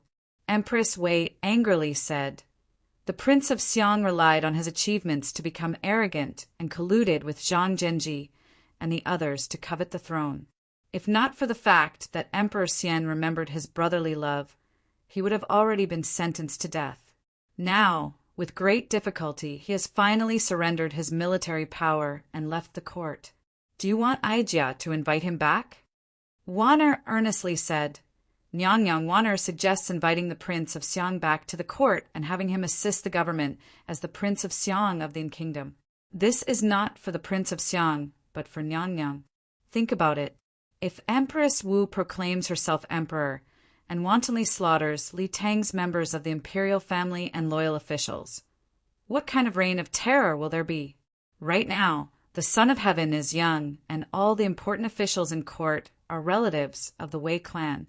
Nyangnyang, you also want to preside over the government. What will the people of the world think? They will definitely not allow a second Emperor Zetian to appear. If a high-ranking official or a member of the imperial family uses this as an excuse to rebel, Empress Wei truly lacked experience in the field of politics. She seriously thought for a while and felt that Waner's words were reasonable. The Wei clan had only been on the rise for a short time. If she appeared too impatient, there might be people who would seize the opportunity to rebel. When Su Jingye revolted against Wu in Yangzhou, Wu Zetian had not yet been proclaimed emperor. She had governed the world as empress for many years, and she had also used her status as empress dowager to force her puppet son, Emperor Li Dan to issue an edict. Only then was the rebellion quelled. At this time, if a high-ranking military official were to rebel, he would probably not be so easy to deal with. If the Prince of Xiang was made an assistant prince in name, but not in reality, he could first pacify the hearts of the world and then use the young emperor to command the vassals. In 3 years, wouldn't it be enough time to replace the generals commanding the armies of the world with members of the Wei clan's party? With this thought, Empress Wei finally accepted Wanner's suggestion. She slowly said, "Then let's do it this way. The sky is about to brighten, and the officials are about to go to court. Quickly draft the edict. There can be no delay." When the first rays of dawn bathed the city of Chang'an, the drums at the Duanmen Gate began to beat. The emperor's death had not affected the normal operations of the bell and drum service. Zong Chuk rode a fine horse, galloping through the palace to the sound of the drums. His back was already drenched in sweat. Li Xian had died at around the 3rd watch last night. The first thing Empress Wei did was to order the Tiger Seal to mobilize troops, and have Wei mobilize the imperial army at the north gate to protect the palace. The second thing she did was to have someone inform Zong Chuk and Wei Jiyuan, the 2 prime ministers whose residences were closest to the palace, to hurry to the southern yamen. Empress Wei still remembered the incident of the Prince of Xiang, Li Dan, furiously charging into the southern yamen during the coup d'etat and seizing military authority. She naturally could not repeat the same mistake, so she immediately ordered Zong Chuk and Wei Jiyuan to first take control of the imperial army in the southern yamen. Zong Chuk was woken from his sleep. Upon hearing that the emperor had died, he paled in fright. He hurriedly got up, wrapped himself in a robe, and ran out of the mansion. By the time he reached the southern yamen, it was already the 4th watch. He busied himself for a long time, and it was only at dawn that he finished his preparations. On the way to the southern yamen to take control of the imperial army, Zong Chuk had already thought of several ways to deal with the aftermath. He sent people to the palace to report to Empress Wei. The aftermath that Empress Wei told Shanghai Wanner was basically Zong Chuk's proposal. But Zong Chuk was still worried about the palace. As soon as he finished his preparations, he immediately rushed to the palace. By the time he reached the palace, the Meridian Gate was already wide open. The civil and military officials were filing into the palace, stepping on the morning sun and walking on the Golden Water Bridge. The civil and military officials knew nothing about what had happened last night. It was only when they arrived at the palace this morning that they were shocked to find that the palace was heavily guarded by a large army. When the Meridian Gate was wide open, there was a sentry every 5 steps, a sentry every 10 steps, tens of thousands of mounted soldiers, and a murderous air. These officials immediately trembled with fear, not knowing what major event had happened in court. Ever since the coup d'etat, the political situation had been unstable. They really did not know if, when they went to the Golden Hall, they would find that the emperor had changed again. Zong Chuk originally wanted to rush to the palace to see Empress Wei first and ask if the aftermath had been properly dealt with. But when he lifted the sleeves of his robe and sprinted all the way into the Taiji Gate, he saw the civil and military officials walking into the Taiji Hall. Helpless, he could only quickly chase after them. Chapter 1184. In the imperial court, all the officials were on high alert. Pairs of nervous eyes stared at the 12 jade screens behind the throne. Those who did not know the inside story were not sure who would come out from behind the screens. The officials of different factions were especially nervous. The generals of the Wei faction were all outside, controlling the troops of the 9 cities. Wei Engshi, Cui Shi, and the others also did not understand. Even though they were from the Wei faction, the incident had happened so suddenly that they did not know what was happening. Their faces were also pale. A moment later, 4 eunuchs with horsetail whisks floated out from behind the jade screens. Closely following them was a pair of phoenix feather fans and 2 slender palace, maids with feather palms, protecting Empress Wei as she appeared. Empress Wei was dressed in a plain silk morning dress. She held the hand of Prince Wen, Li Zhongmao. Li Zhongmao was also dressed in plain silk morning dress. Seeing this scene, the golden hall exploded. Everyone immediately understood one thing. The emperor has passed away! Silence! Silence! Imperial censor Jiao Feng, hurry up and suppress it. Yang Si-sun stood on the imperial stairs and shouted in a deep voice. He then turned and bowed to Empress Wei. Empress Wei walked step by step onto the imperial platform. Her pair of dignified phoenix eyes slowly swept across the officials. She said in a deep voice, "The emperor has passed away." As she finished, perhaps it was because she was guilty and ashamed, or because she still had some feelings for Li Xian as husband and wife, or because she was good at acting, Empress Wei's 2 clear streams of tears flowed down her face. Hearing this, the officials immediately cried out in grief. No matter if it was real or fake, this was a necessary etiquette. In the Golden Hall, there were people beating their chests and stamping their feet. There were people wailing. There were people kneeling on the ground in grief. There were people silently weeping. The sound of sorrow filled the imperial court. Li Zhongmao dazedly looked at the people below the stairs, his face full of terror. Seeing the situation, Empress Wei twisted his arm hard. Li Zhongmao screamed in pain. He quickly turned his head and saw his Muhu's stern gaze.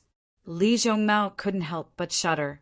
He hurriedly opened his mouth and started to cry. Empress Wei cried for a while with everyone. She took out a handkerchief to wipe her tears. She mournfully said, "The emperor has a chronic illness. Last night, the emperor's illness suddenly flared up. Aijia urgently called for the imperial doctors, but it was too late. His Majesty only had time to make some arrangements before he passed away." At this point, Empress Wei was sobbing uncontrollably. She turned around, covering her face as she said, "Xiandi has passed away. Aijia cannot control my emotions. Shangguan Jiarong, come read the emperor's posthumous edict." Only then did everyone realize that Shanghai Wanner was also on the imperial staircase. She was dressed in a plain morning dress and looked like a pure lotus that had just emerged from the water. Just now, when everyone had seen the empress dressed in white silk, they had paled in fright and hadn't noticed the internal minister following behind her. Shanghai Wanner wiped the corner of her eyes and put away her handkerchief. She turned around and took a yellow imperial edict from a Taijian who was holding a white silk tray. She slowly walked 2 steps forward and stood in front of Empress Wei. She unfolded the edict and announced loudly, "The Son of Heaven's posthumous edict!" Hua! All the ministers in the Golden Hall were like wheat that had been cut by a sickle, prostrating themselves on the ground. Shanghai Wanner cleared her throat and announced in a loud voice, "My people, when the heavens send a serious illness, medicine and stone cannot cure it. When Zhen was dying, Zhen did not have the time to gather all the officials, and hereby pass these words to the Empress. One Wang Zhongmao, loyal to himself, honest and courteous, has long had the demeanor of the Son of Heaven, and has the bearing of an emperor. Immediately he was made the crown prince. The country cannot be without a ruler for a day. The crown prince will ascend the throne in front of the coffin, but the crown prince is young. Zhen is afraid that he cannot govern.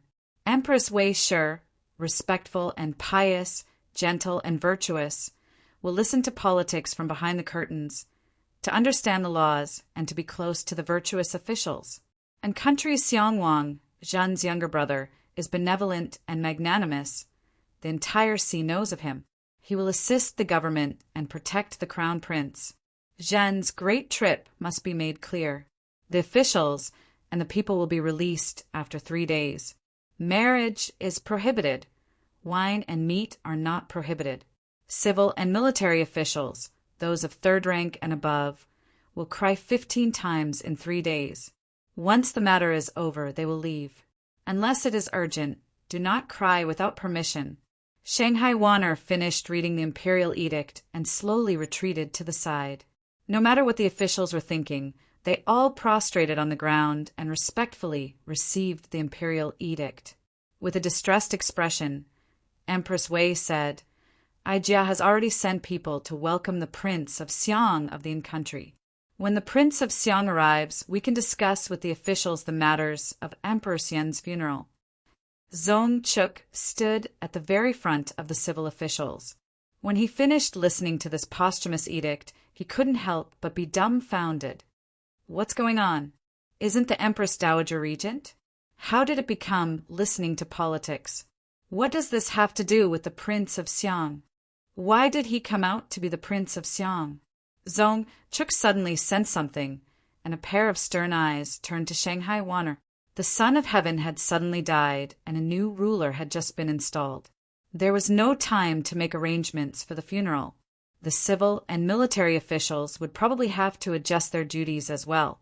The civil and military officials stood there, waiting for the Prince of Xiang to arrive. How could they remain silent? Thus, everyone began to whisper to each other, their soft voices gathering together into a buzzing wave that pervaded the golden hall.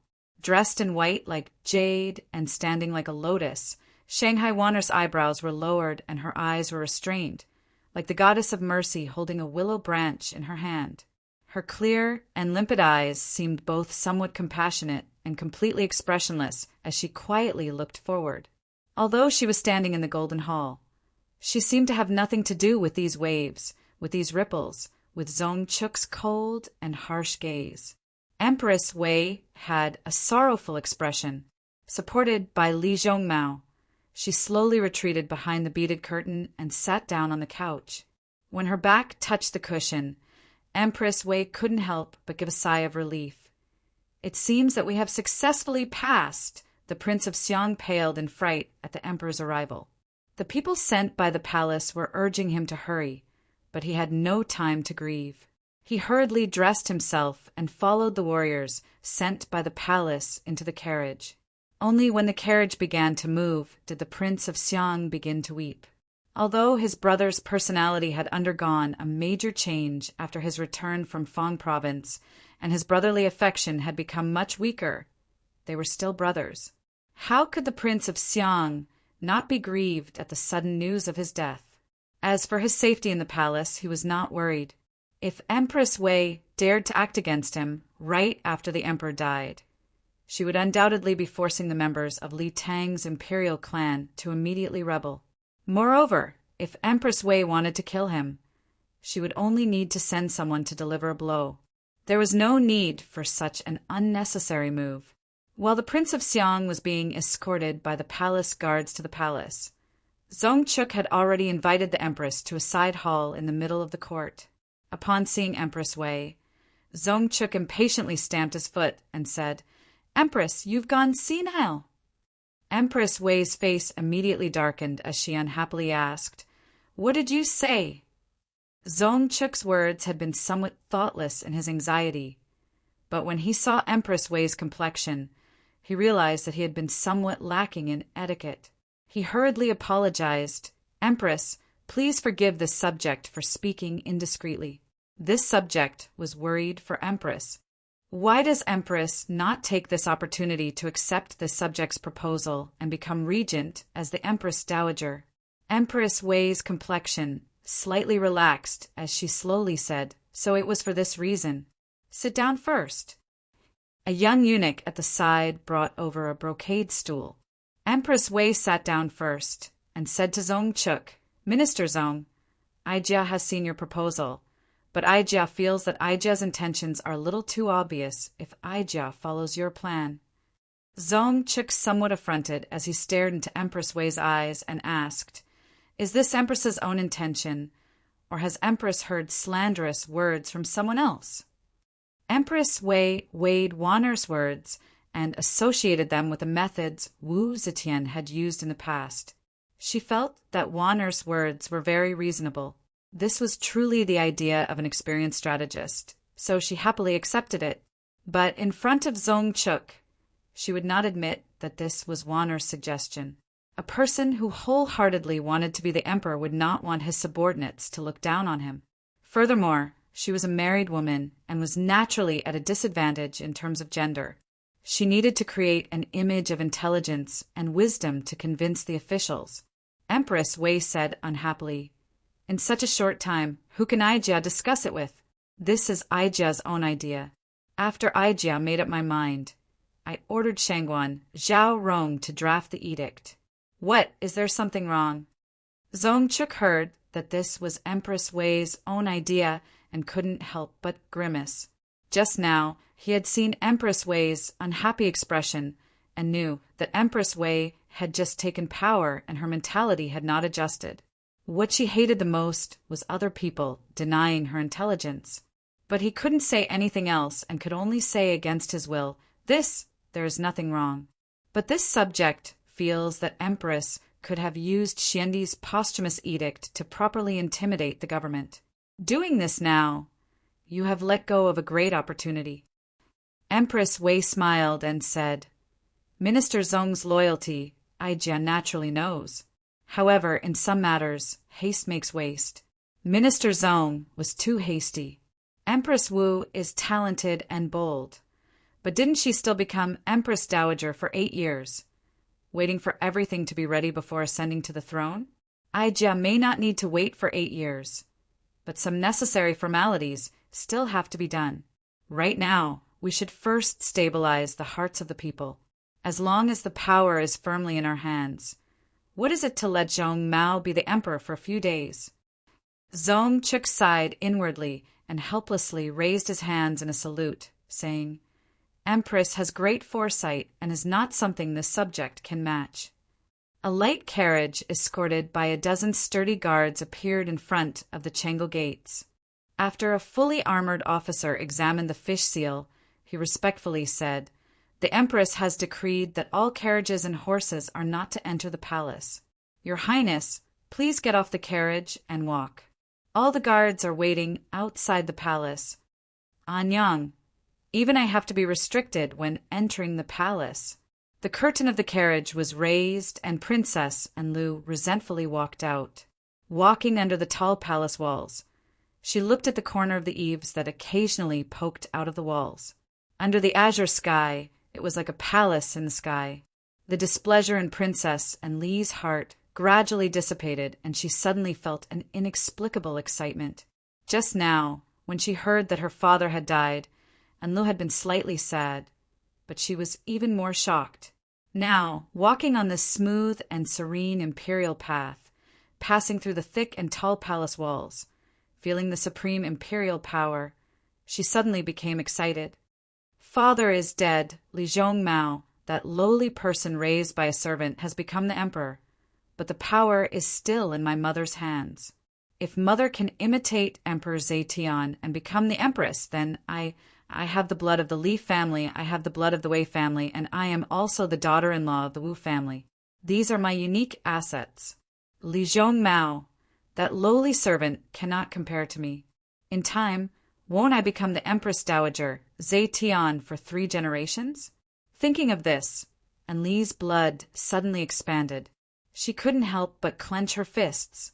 It was as if an electric current had suddenly passed through her body, causing her to experience a feeling of bliss that far surpassed the pleasure of bed. Chapter 1185. Another magnificent carriage slowly drove toward the palace. First Mr. Mo drew the curtains and cautiously observed the situation outside through the window. Looking at the heavily guarded imperial guards, he suddenly fell into deep thought. First Mr. Mo thought for a moment and said to Princess Taiping, "Princess, I'm afraid there are some suspicions about the emperor's death." Princess Taiping was startled and paled. "Why do you think so?" First Mr. Mo said with a heavy expression, "If the emperor died of illness, why did the empress mobilize 50,000 soldiers to surround the palace so tightly? Since there was a posthumous edict, they could just hold the funeral and appoint a new emperor. Why did they act like they were facing a great enemy? We didn't know about the emperor's death until this morning, when we received the message from the palace. Last night, the emperor died suddenly and the palace was locked, forbidding anyone from entering or leaving. What news could have leaked?" Mo Yuhan said in a low voice, There are only two reasons why the Empress would do this. First, the Emperor was assassinated. That is why the Empress was so nervous and immediately mobilized troops to protect the palace to prevent a rebellion. Secondly, the death of the Emperor had a great deal to do with the Empress. Only when a person is guilty will they act nervously and defensively when they don't need to be on guard. Listening to first Mr. Mo's analysis, Princess Taiping's face couldn't help but darken. Mr. Mo's speculation is very reasonable, and the first reason can be directly ruled out because there was no rebellion last night. Then, is it the second reason? In a single night, the imperial palace had become a powerful fortress guarded by countless elite imperial guards. Why did the Empress do this? What is she afraid of? After thinking for a while, Princess Taiping sighed with a heavy heart and said in a low voice, regardless of whether the Emperor's death is related to the Empress, the Emperor is already dead. With the Emperor's death, our days will be even more difficult. First, Mr. Mo looked at the imperial guards who were standing still like javelins, and a trace of admiration flashed through his eyes. He suddenly said to Princess Taiping, "The general-in-chief who supports the state no longer has military power, but I believe he still has a great influence on the cavalry. But this situation will not continue. As time goes on, the general-in-chief who supports the state's influence in the army will gradually decline. Why does the princess not take advantage of the general-in-chief who supports the state's influence and win him over to our side?" Princess Taiping was startled and then laughed involuntarily. Mr. Mo was puzzled. What is Princess laughing at? Taiping smiled and said, "Mr. Mo is an experienced and wise man. Can't you see Erling's character? He would never approve of me becoming an empress. Haha, it's not just him. How many men in the world believe that a woman can govern the country well?" Mr. Mo sighed and said, "What a pity." Princess Taiping glanced at him and lightly said, "Erling already has the intention to live in seclusion. He hasn't left yet because he still wants to give someone an explanation, to give his brothers who followed him justice, for they would soon be purged by the party of Wei, to give the world an explanation, because he also had a part in bringing Jin Shang to the throne. In the end, everyone discovered that this emperor was not even as good as the one who had been overthrown. What would he think? Since he wants to leave, why should I keep him in this dirty quagmire?" Speaking up to here, Taiping suddenly felt a little sad in his heart. She knew that Yang Fan still wanted to give an explanation to someone. That person was Shang Guanwan, who followed him without complaint and gave birth to a daughter for him. But did he ever think of giving her an explanation? Taiping knew very well that even if Yang Fan made a request, she would not abandon her children and follow him incognito. But even though she knew that she would refuse, she still hoped that he would bring it up. But he did not. Before the sky was bright, Yang Fan learned of the emperor's sudden death. Wei Wen was the first to know. He immediately told the Wei family, who controlled the various armies, about the emperor's sudden death. Wei Zhuo was still a young man and could not hide things in his heart. This matter made him extremely excited. When he could not restrain himself and revealed this matter to a few of his confidants, it was natural that the secret would be revealed, because his confidants had their own confidants. When Yang Fan learned of this news, he, Wang Maozhong, Li Ida, and Ma Qiao immediately left the imperial city with Gefushin's help. Today was not the grand court conference. So many ministers and relatives did not need to attend court today. Only after the Prince of Xiang entered the palace to discuss the state funeral with the Empress, and the ministers did the Bureau of Rites dispatch people to notify the unaware ministers of the third rank and above. Yang Fan had only rushed to the funeral in great alarm. After receiving the notice, Yang Fan arrived at the palace gate and received a set of mourning clothes. He put on the hemp clothes, tied a mourning belt, and wrapped a white cloth around his head. Together with the ministers who had hurried over to pay their respects, he offered incense to the Daxing Emperor. Following the instructions of the Bureau of Rites, Yang Fan cried out 15 times before withdrawing to make room for the others. This morning's ceremony would last for 3 days, so Yang Fan would have to come tomorrow and the day after. Each time he would offer an incense stick and cry out 15 times. Any less or more would be impolite. Yang Fan did not immediately leave the palace after leaving the memorial hall. He had already learned of what had happened in the imperial court and also knew that Wanner was in the palace. He knew that Wanner would assuredly think of a way to tell him the inside story that he did not know. Dressed in mourning clothes, Yang Fan strolled through the crowd for the third time. Fu Qingqing, dressed in mourning clothes and beautiful in white, directed a few young eunuchs to carry baskets of gold, silver, and paper money past him. As she passed, a small ball of paper was swiftly placed in his hand. Yang Fan took the opportunity to read the note Wanner had sent him, and his complexion instantly changed. Wanner's message to Yang Fan used a code that only they could understand. The meaning expressed in the code wasn't detailed enough, but it was enough to raise Yang Fan's vigilance. Wanner only briefly explained one thing on the note. The Empress has already begun to covet the throne. She was only temporarily restrained by Wanner's persuasion. However, Wanner is also not sure if there will be any changes under the instigation of the Wei Party. Thus, she warned Yang Fan to adapt to the situation as soon as possible. Yang Fan took the opportunity to cover his mouth and coughed to swallow the paper into his stomach. He then left the palace. Ma Qiao, Wang Maozhong, and Li Ida were waiting for him in a brothel in Pingkong workshop outside the Jingfeng Gate. This brothel belonged to the hidden sect. At this moment, the news of the emperor's sudden death had yet to spread among the people. The commoners discussed the gathering of the army around the palace with great interest for a while before they went back to their own matters. Food was the most important thing for the commoners, and they were most concerned about their own lives. The brothel was always the most bustling and noisy at night. At this time, the beauties were sleeping sweetly. Even the big teapots that served tea and water for the entire night had returned to their rooms to sleep. The courtyard was abnormally quiet. Yang Fan took off his mourning clothes halfway and wore a set of casual clothes. He then used the disguise art that he learned from Gu Zhuting to make some slight changes to his appearance. When he reached the brothel, he had already become a completely different person. Yang Fan entered the brothel from the corner door. After asking for the secret code, a big teapot that was covered in gunk and walking unsteadily brought him in.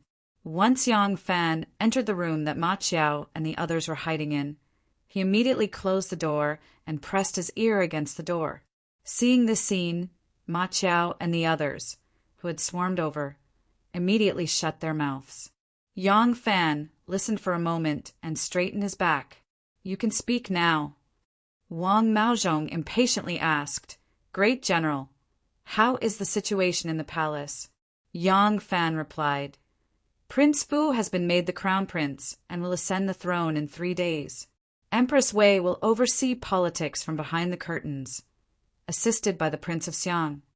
Wang Maozhong and Li Ida glanced at each other in surprise. Yang Fan light-heartedly said, "Don't be too pleased. You all know the current situation in court. All the ministers of the Political Affairs Hall are members of the Wei faction, and all the important positions in the 6 ministries are in the hands of the Wei faction. Do you think that the Prince of Xiang, the assistant minister, will have a place in court? This is just one of Empress Wei's tricks to pacify the world." Wang Maozhong and Li Ida's smiles froze on their faces. Yang Fan continued, "I just received news that Empress Wei has intentions of usurping the throne. She originally wanted to be the regent this time, but the emperor died suddenly and she is afraid of causing trouble, so she temporarily endured. But seeing Empress Wei's past actions, she is not someone who is impatient and patient. I think that in the face of a great change, she has lost her sense of propriety and made such a move. I'm afraid that she will regret it soon." Wang Maozhong anxiously asked, "Then what should we do?" With his hands behind his back, Yang Fan slowly paced around the room for a while. Suddenly he halted his steps and turned to Wang Maozhong and Li Ida, advising, "Perhaps we should make our move." Wang Maozhong was momentarily stunned. Even the usually taciturn Ida was greatly startled. Glaring at Yang Fan, he protested. "Great General, my Jun Wang still does not have enough power," Yang Fan interrupted. "It is too late.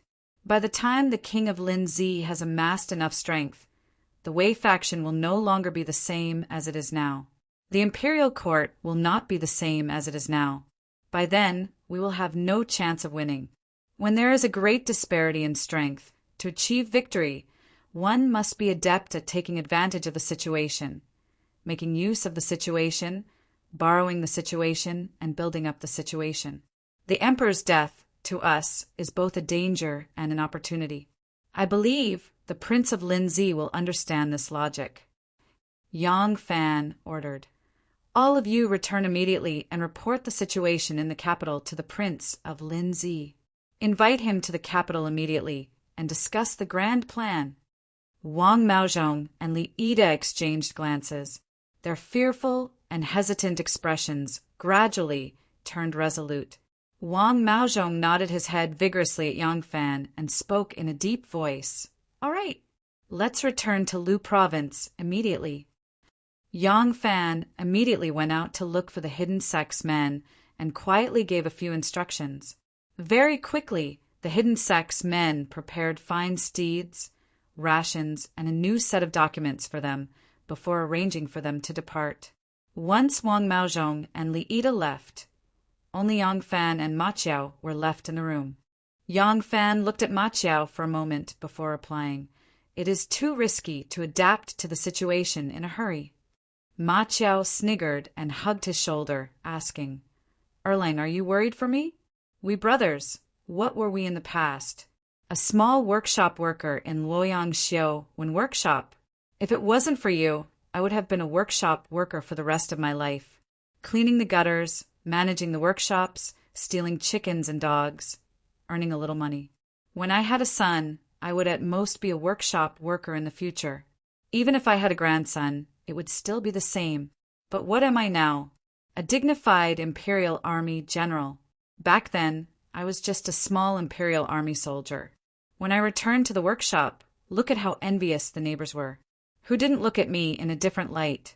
Even Su Fangjing treated me much more courteously than before. My family was so poor in the past. I wanted to make a toothbrush to earn money, but I ended up losing the few dozen copper coins we had. My wife was just a pasta soup seller. She would wake up in the morning and sleep in the middle of the night to barely make ends meet. Now, my mother has to respectfully address me as a Grand Monarch because I am a general. My wife lives in luxury and has countless servants. When she walks on the streets, people have to respectfully address her as Madam. Even my son has become a little Langjun, hasn't he?" As Ma Qiao spoke, his eyes reddened and his voice became a little hoarse. Even if others were willing to risk their lives, they might not be able to exchange for this wealth and honor. This good fortune of ours was given by you. Now, we can even depose the emperor. As a real man, is there any more glorious achievement than this? Yang Fan smiled cheerfully and patted his shoulder, saying, "That's good. When the time comes, I will ask people to send auntie, sister-in-law, and your precious son to a safe place first. If the matter is successful, I will give you a great wealth and honor that will bestow upon your wife and your son. If you fail," Ma Qiao said in a clear voice, "if I fail, then I fail. Killing people is just a matter of nodding one's head to the ground. Even if I die, I will still raise my head to the sky." Chapter 1186. Empress Wei was able to attend court as she wished, although she had been attending court since Li Xian became emperor. This time was completely different. At that time, the emperor she faced was her husband. Many times, she could only silently sit behind the bead curtain. The ministers, intentionally or unintentionally, always forgot her existence. Most of the time, if she had any thoughts, she could only wait until she returned to the back palace before she could tell her husband. In the Golden Hall, she had to be mindful of the other party's dual identity as the emperor and her husband. No matter which one it was above her. But now it was completely different. The emperor was her son. As mother and Empress Dowager. She also held Emperor Xian's posthumous edict. She could confidently give orders to the affairs of the state. More importantly, the ministers now had to ask her for instructions if they had anything to say. The person that the ministers had intentionally or unintentionally ignored had become the emperor. Besides the emperor, there was also the assistant prince, the Prince of Xiang. The Prince of Xiang assisted the Son of Heaven in governing. Now that the Son of Heaven had become a decoration, who would he assist? After Li Xian's death, the people of the world easily accepted this reality. She also smoothly took over the court without encountering any resistance. Empress Wei regretted it. She regretted listening to Wan Oi's suggestion. If she had followed Zong Chuk's suggestion, she could have become emperor even faster. But Empress Wei had already realized that she was the highest decision-maker of the empire, the highest ruler of this enormous empire. Thus, she could not admit that she had made a mistake. She only subtly hinted to the Wei party through her cousin Wei Wen and son-in-law Wenqiu that it was time to build momentum for the Empress Dowager's ascension. Thus, in the few short days after Empress Wei began to listen to state affairs, many absurd and nonsensical auspicious signs began to appear around Chang'an. Some ruffians who had received money began to run to the side gates and shout that the Empress Dowager had ascended the throne and the Wei clan would rule the world. Zong Chuk, Wu Yanxiu, Zhao Wen, Yi Jingning, and other ministers who did not have the surname Wei but were clearly labeled as members of the Wei party began to publicly propose that the Empress Dowager follow the old example of Emperor Zetian to ascend the throne. A large number of folk songs about the Wei family ruling the world began to be sung on the streets of Chang'an. Some people tried their best to find some ancient prophecies to prove that the Wei family ruling the country was destined and arranged by the heavens. The atmosphere between the court and the commoners became inexplicably tense. Many people still remembered how many members of Li Tang's royal family had been killed by Wu Zetian in order to ascend the throne, and how many heads of Li Tang's former officials had been beheaded. Now, it seemed that Li Tang was going to change again. The government positions, the internal and external military power, as well as the Central Imperial Army, were all in the hands of the Wei clan and their henchmen. Because Li Tang's imperial family and old officials had been slaughtered by Wu Zetian, Empress Dowager Wei had an advantage over Empress Dowager Wu in the past. The road in front of her was smooth. The indigo collar caught my heart. Even if I don't go, Xining won't have a voice? Qing Qing Zipei along my thoughts. Xining won't come even if I don't go? Pick and choose in the city watchtower. 1 day apart is like 3 months. Li Qiaying's slender fingers lightly plucked the zither strings. Following the lingering and soulful music, her affectionate eyes stared boldly at the man she was deeply in love with. In her heart, she was silently reciting an ancient poem. She knew that the man in front of her wasn't familiar with this melody and didn't know what song she was playing. But what did that matter? When her third brother had grabbed Yang Fan's collar and roared in anger, he had already understood his feelings for her. Therefore, she didn't bother to conceal her affectionate gaze at this moment. The women of the Tang dynasty were unrestrained in nature, to say nothing of those born in the imperial family. They rarely needed to conceal their love and hate when interacting with others from a young age. This fostered their straightforward personalities. Yang Fan was somewhat unable to endure her loving gaze. As such, he pretended to be engrossed in listening and gently closed his eyes. He even swayed his head back and forth as though he were intoxicated. This kind of appearance naturally could not be hidden from the exceptionally intelligent Princess Yuzhen. Princess Yuzhen's expression immediately became somewhat resentful. However, it was only for a moment before she became cheerful again. If he did not already have me in his heart, why would he be so afraid of looking at me? The young girl's body was like a fruit in the midst of maturing.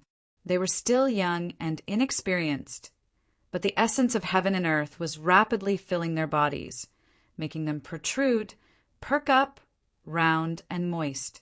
Amidst this pulse of life, their spirits were also in a period of vigorous vigor. Melancholy and dejection were like floating clouds in the sky, only a small embellishment in their lives. They were always optimistic and positive. That was why Li Qiang's heart was always in a state of joy. It was like a gorgeous stamen that would happily bloom with fragrance and beauty regardless of whether the bees and butterflies were fiddling with it or the wind and rain were hitting it. It welcomed the sunshine of love. When the song ended, the lingering sound lingered in the air. Li Qiang's slender fingers lightly rested on the strings of the zither, and the sounds of nature immediately became ethereal. Yang Fan opened his eyes at the right time and lightly clapped his hands. His face was full of smiles, but he secretly heaved a sigh of relief in his heart. Li Qiang used the zither to convey her feelings. At that time, he indeed didn't know much about it. However, ever since he was grabbed by the collar by Li Longji, how could he still be ignorant? After listening to the zither a few times, he could roughly play it. If he found someone who understood and asked, how could he still not understand? However, he couldn't bear this kind of feeling. He didn't know if it was because the women of the imperial family lived in their chambers that were as deep as the sea since they were young, and the only men they could come into contact with were their fathers and older brothers or servants.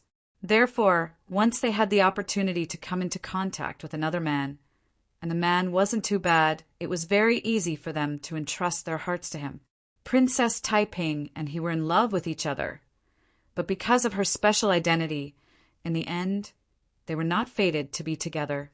Later, love turned into hatred, until now, to the point where it was better not to meet.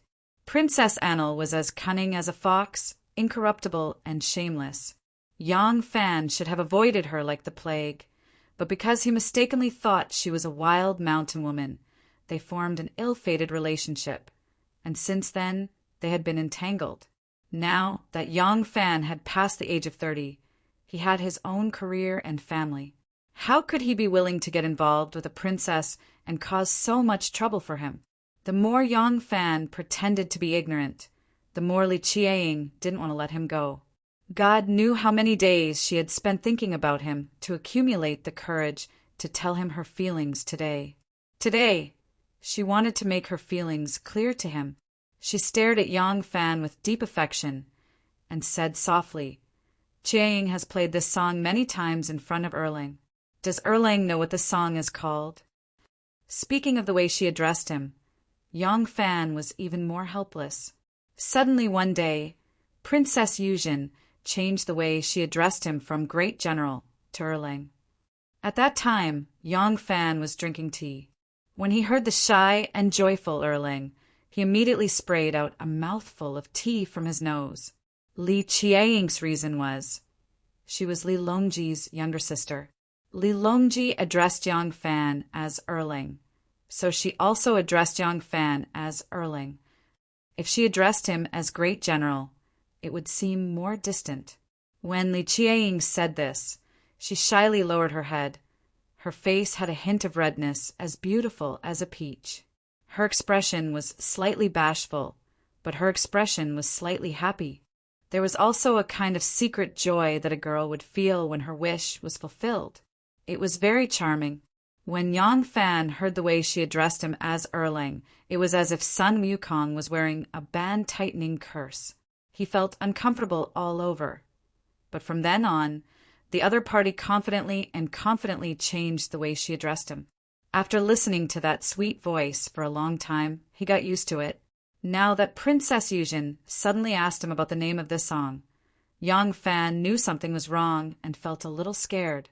He laughed dryly and said, "About this, I thought that music should be listened to carefully and felt carefully.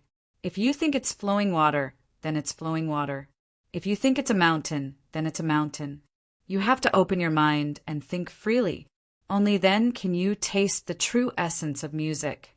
If you know the name of the song, you will definitely comprehend the meaning of the song according to its name. This will inevitably cause you to fall into shackles and fall behind." Li Qiang stared at him with an amused expression. Gradually, she revealed a faint smile. Her charming eyes gently swayed, and she persistently asked, "Then, What did Erlang feel when he heard this song? Yang Fan did not dare to take the bait. He avoided Li Qiaying's somewhat impulsive and somewhat playful gaze. He knew that no matter how he answered, she would take the opportunity to say what she wanted to say. And once this layer of window paper was broken, he did not know how the two of them would interact in the future. Yang Fan suddenly straightened his clothes and stood up. He clasped his hands behind his back and walked away with heavy steps. Step by step, he walked along the stone steps until he reached the small pentagonal pavilion under the shade of tall bamboo. He raised his head and looked into the distance, muttering to himself in silence. This move had indeed attracted Li Qiaying's curiosity. Li Qiaying gracefully stood up and slowly chased after him. Dressed in a green robe, her long hair draped over her shoulders.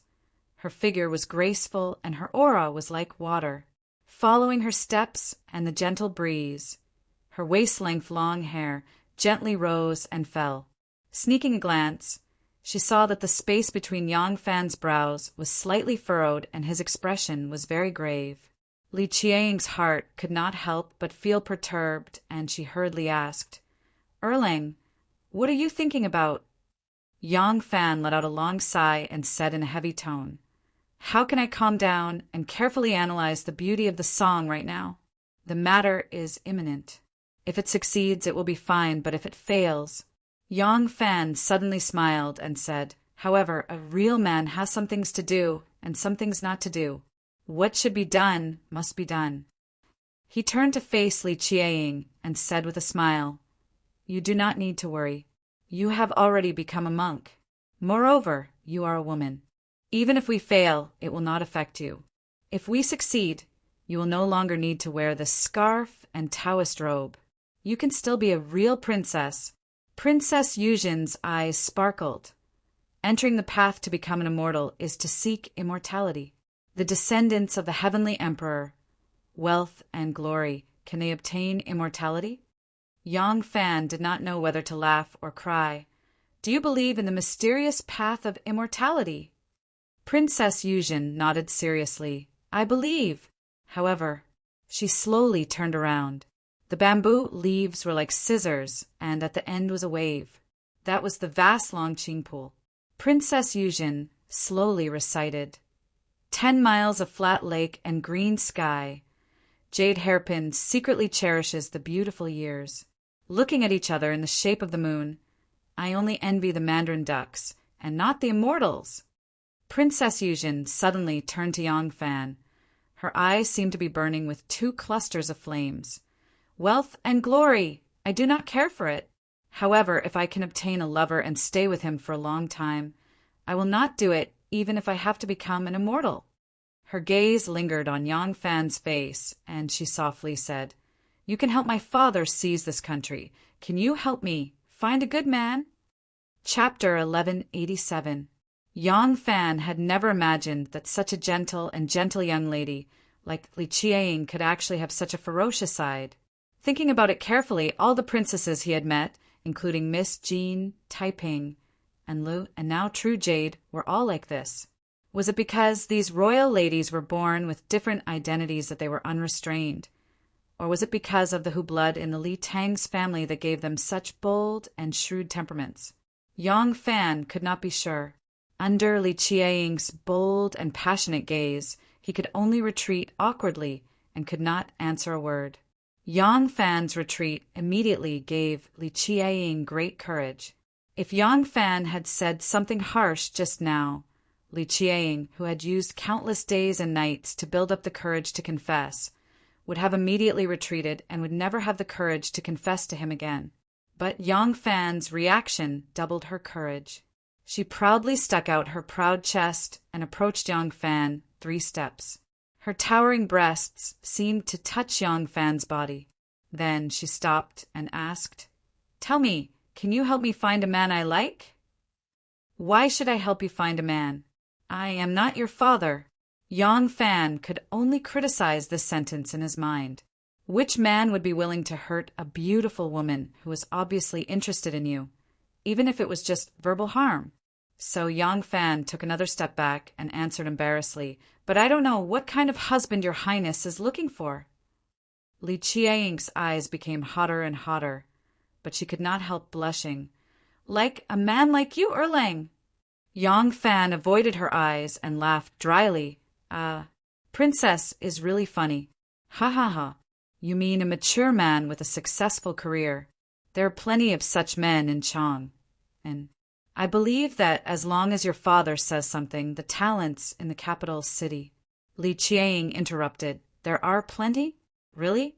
Then tell me, who can go to the western regions alone, outwit the Turks, 100,000 armored soldiers, alienate the Tufan king and prime minister, and cause Tufan's power to decline? Tell me, who can enter the southern border alone and quell the chaos of the barbarians?" With each question, Li Qiang took a step forward. Yang Fan had no choice but to retreat step by step. "Tell me, who is able to devise an ingenious plan to overthrow the imperial court and the common people, to eradicate the cruel officials in one fell swoop?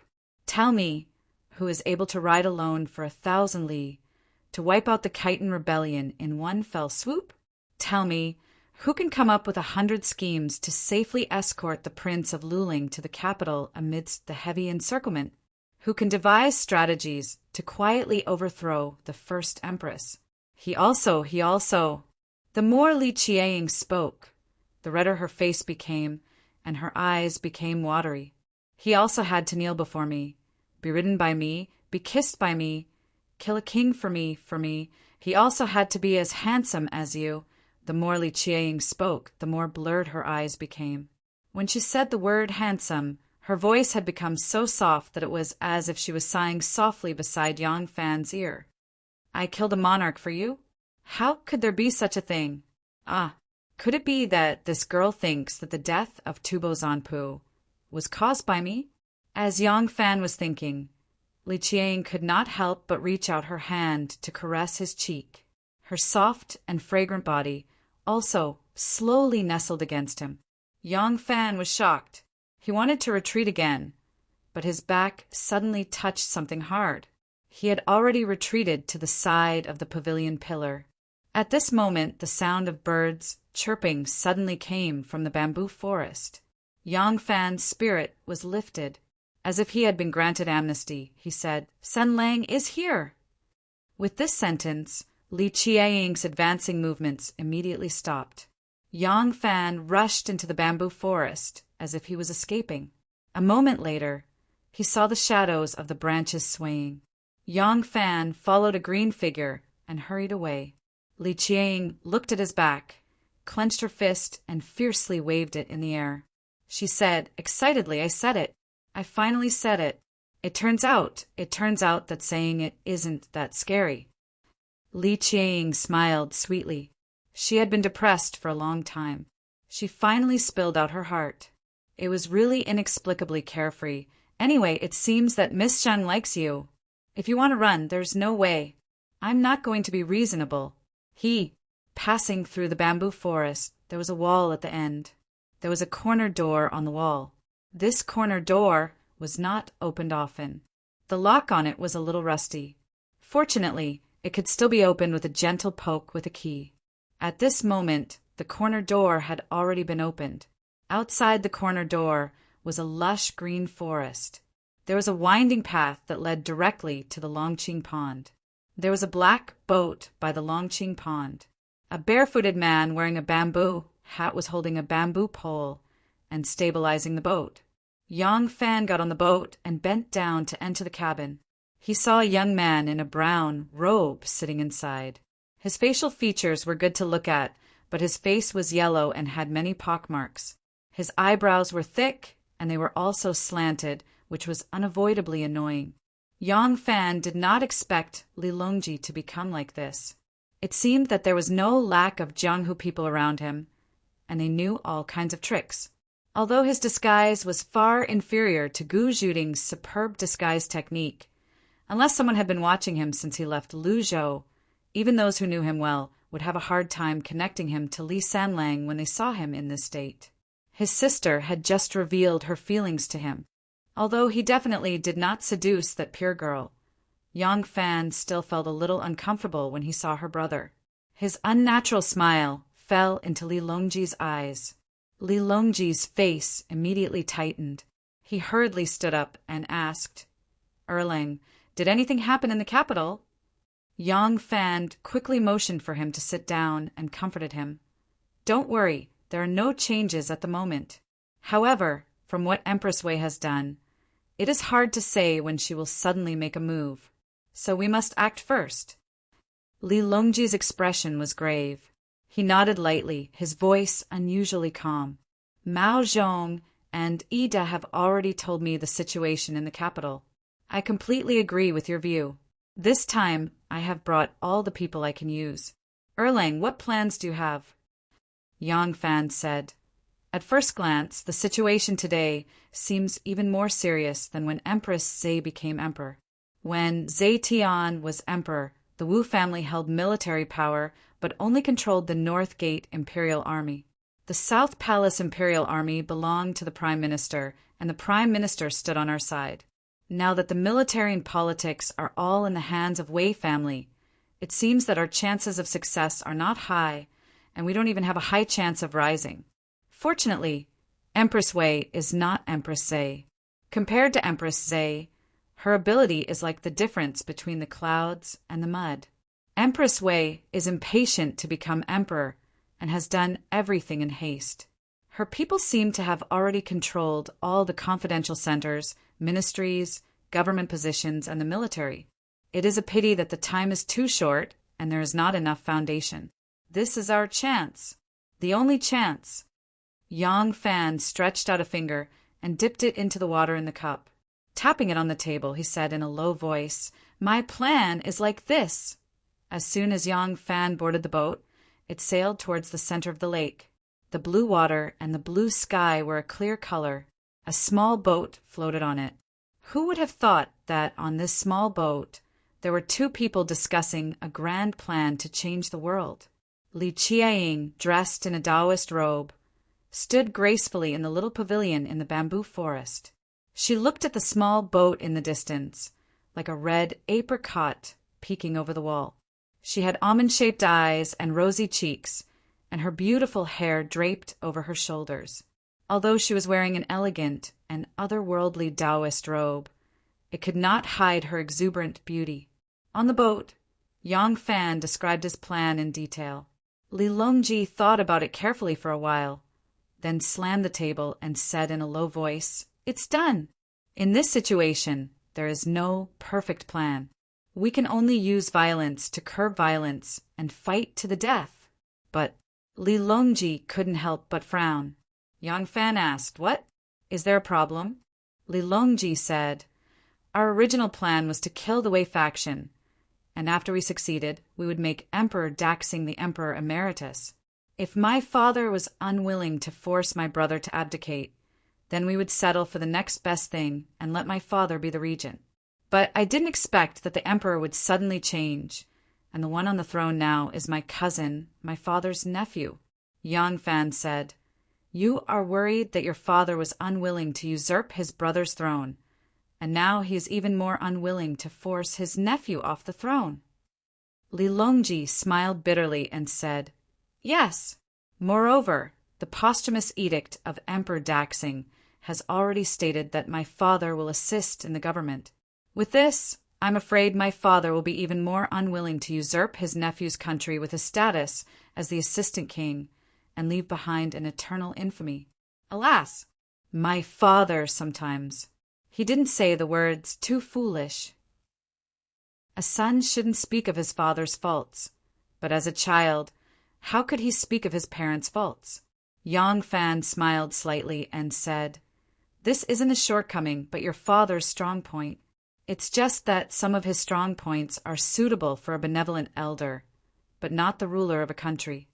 Yang Fan bent down and walked out of the cabin, and Li Longji followed him out. The two of them stood at the bow of the boat and looked at the clear blue lake water.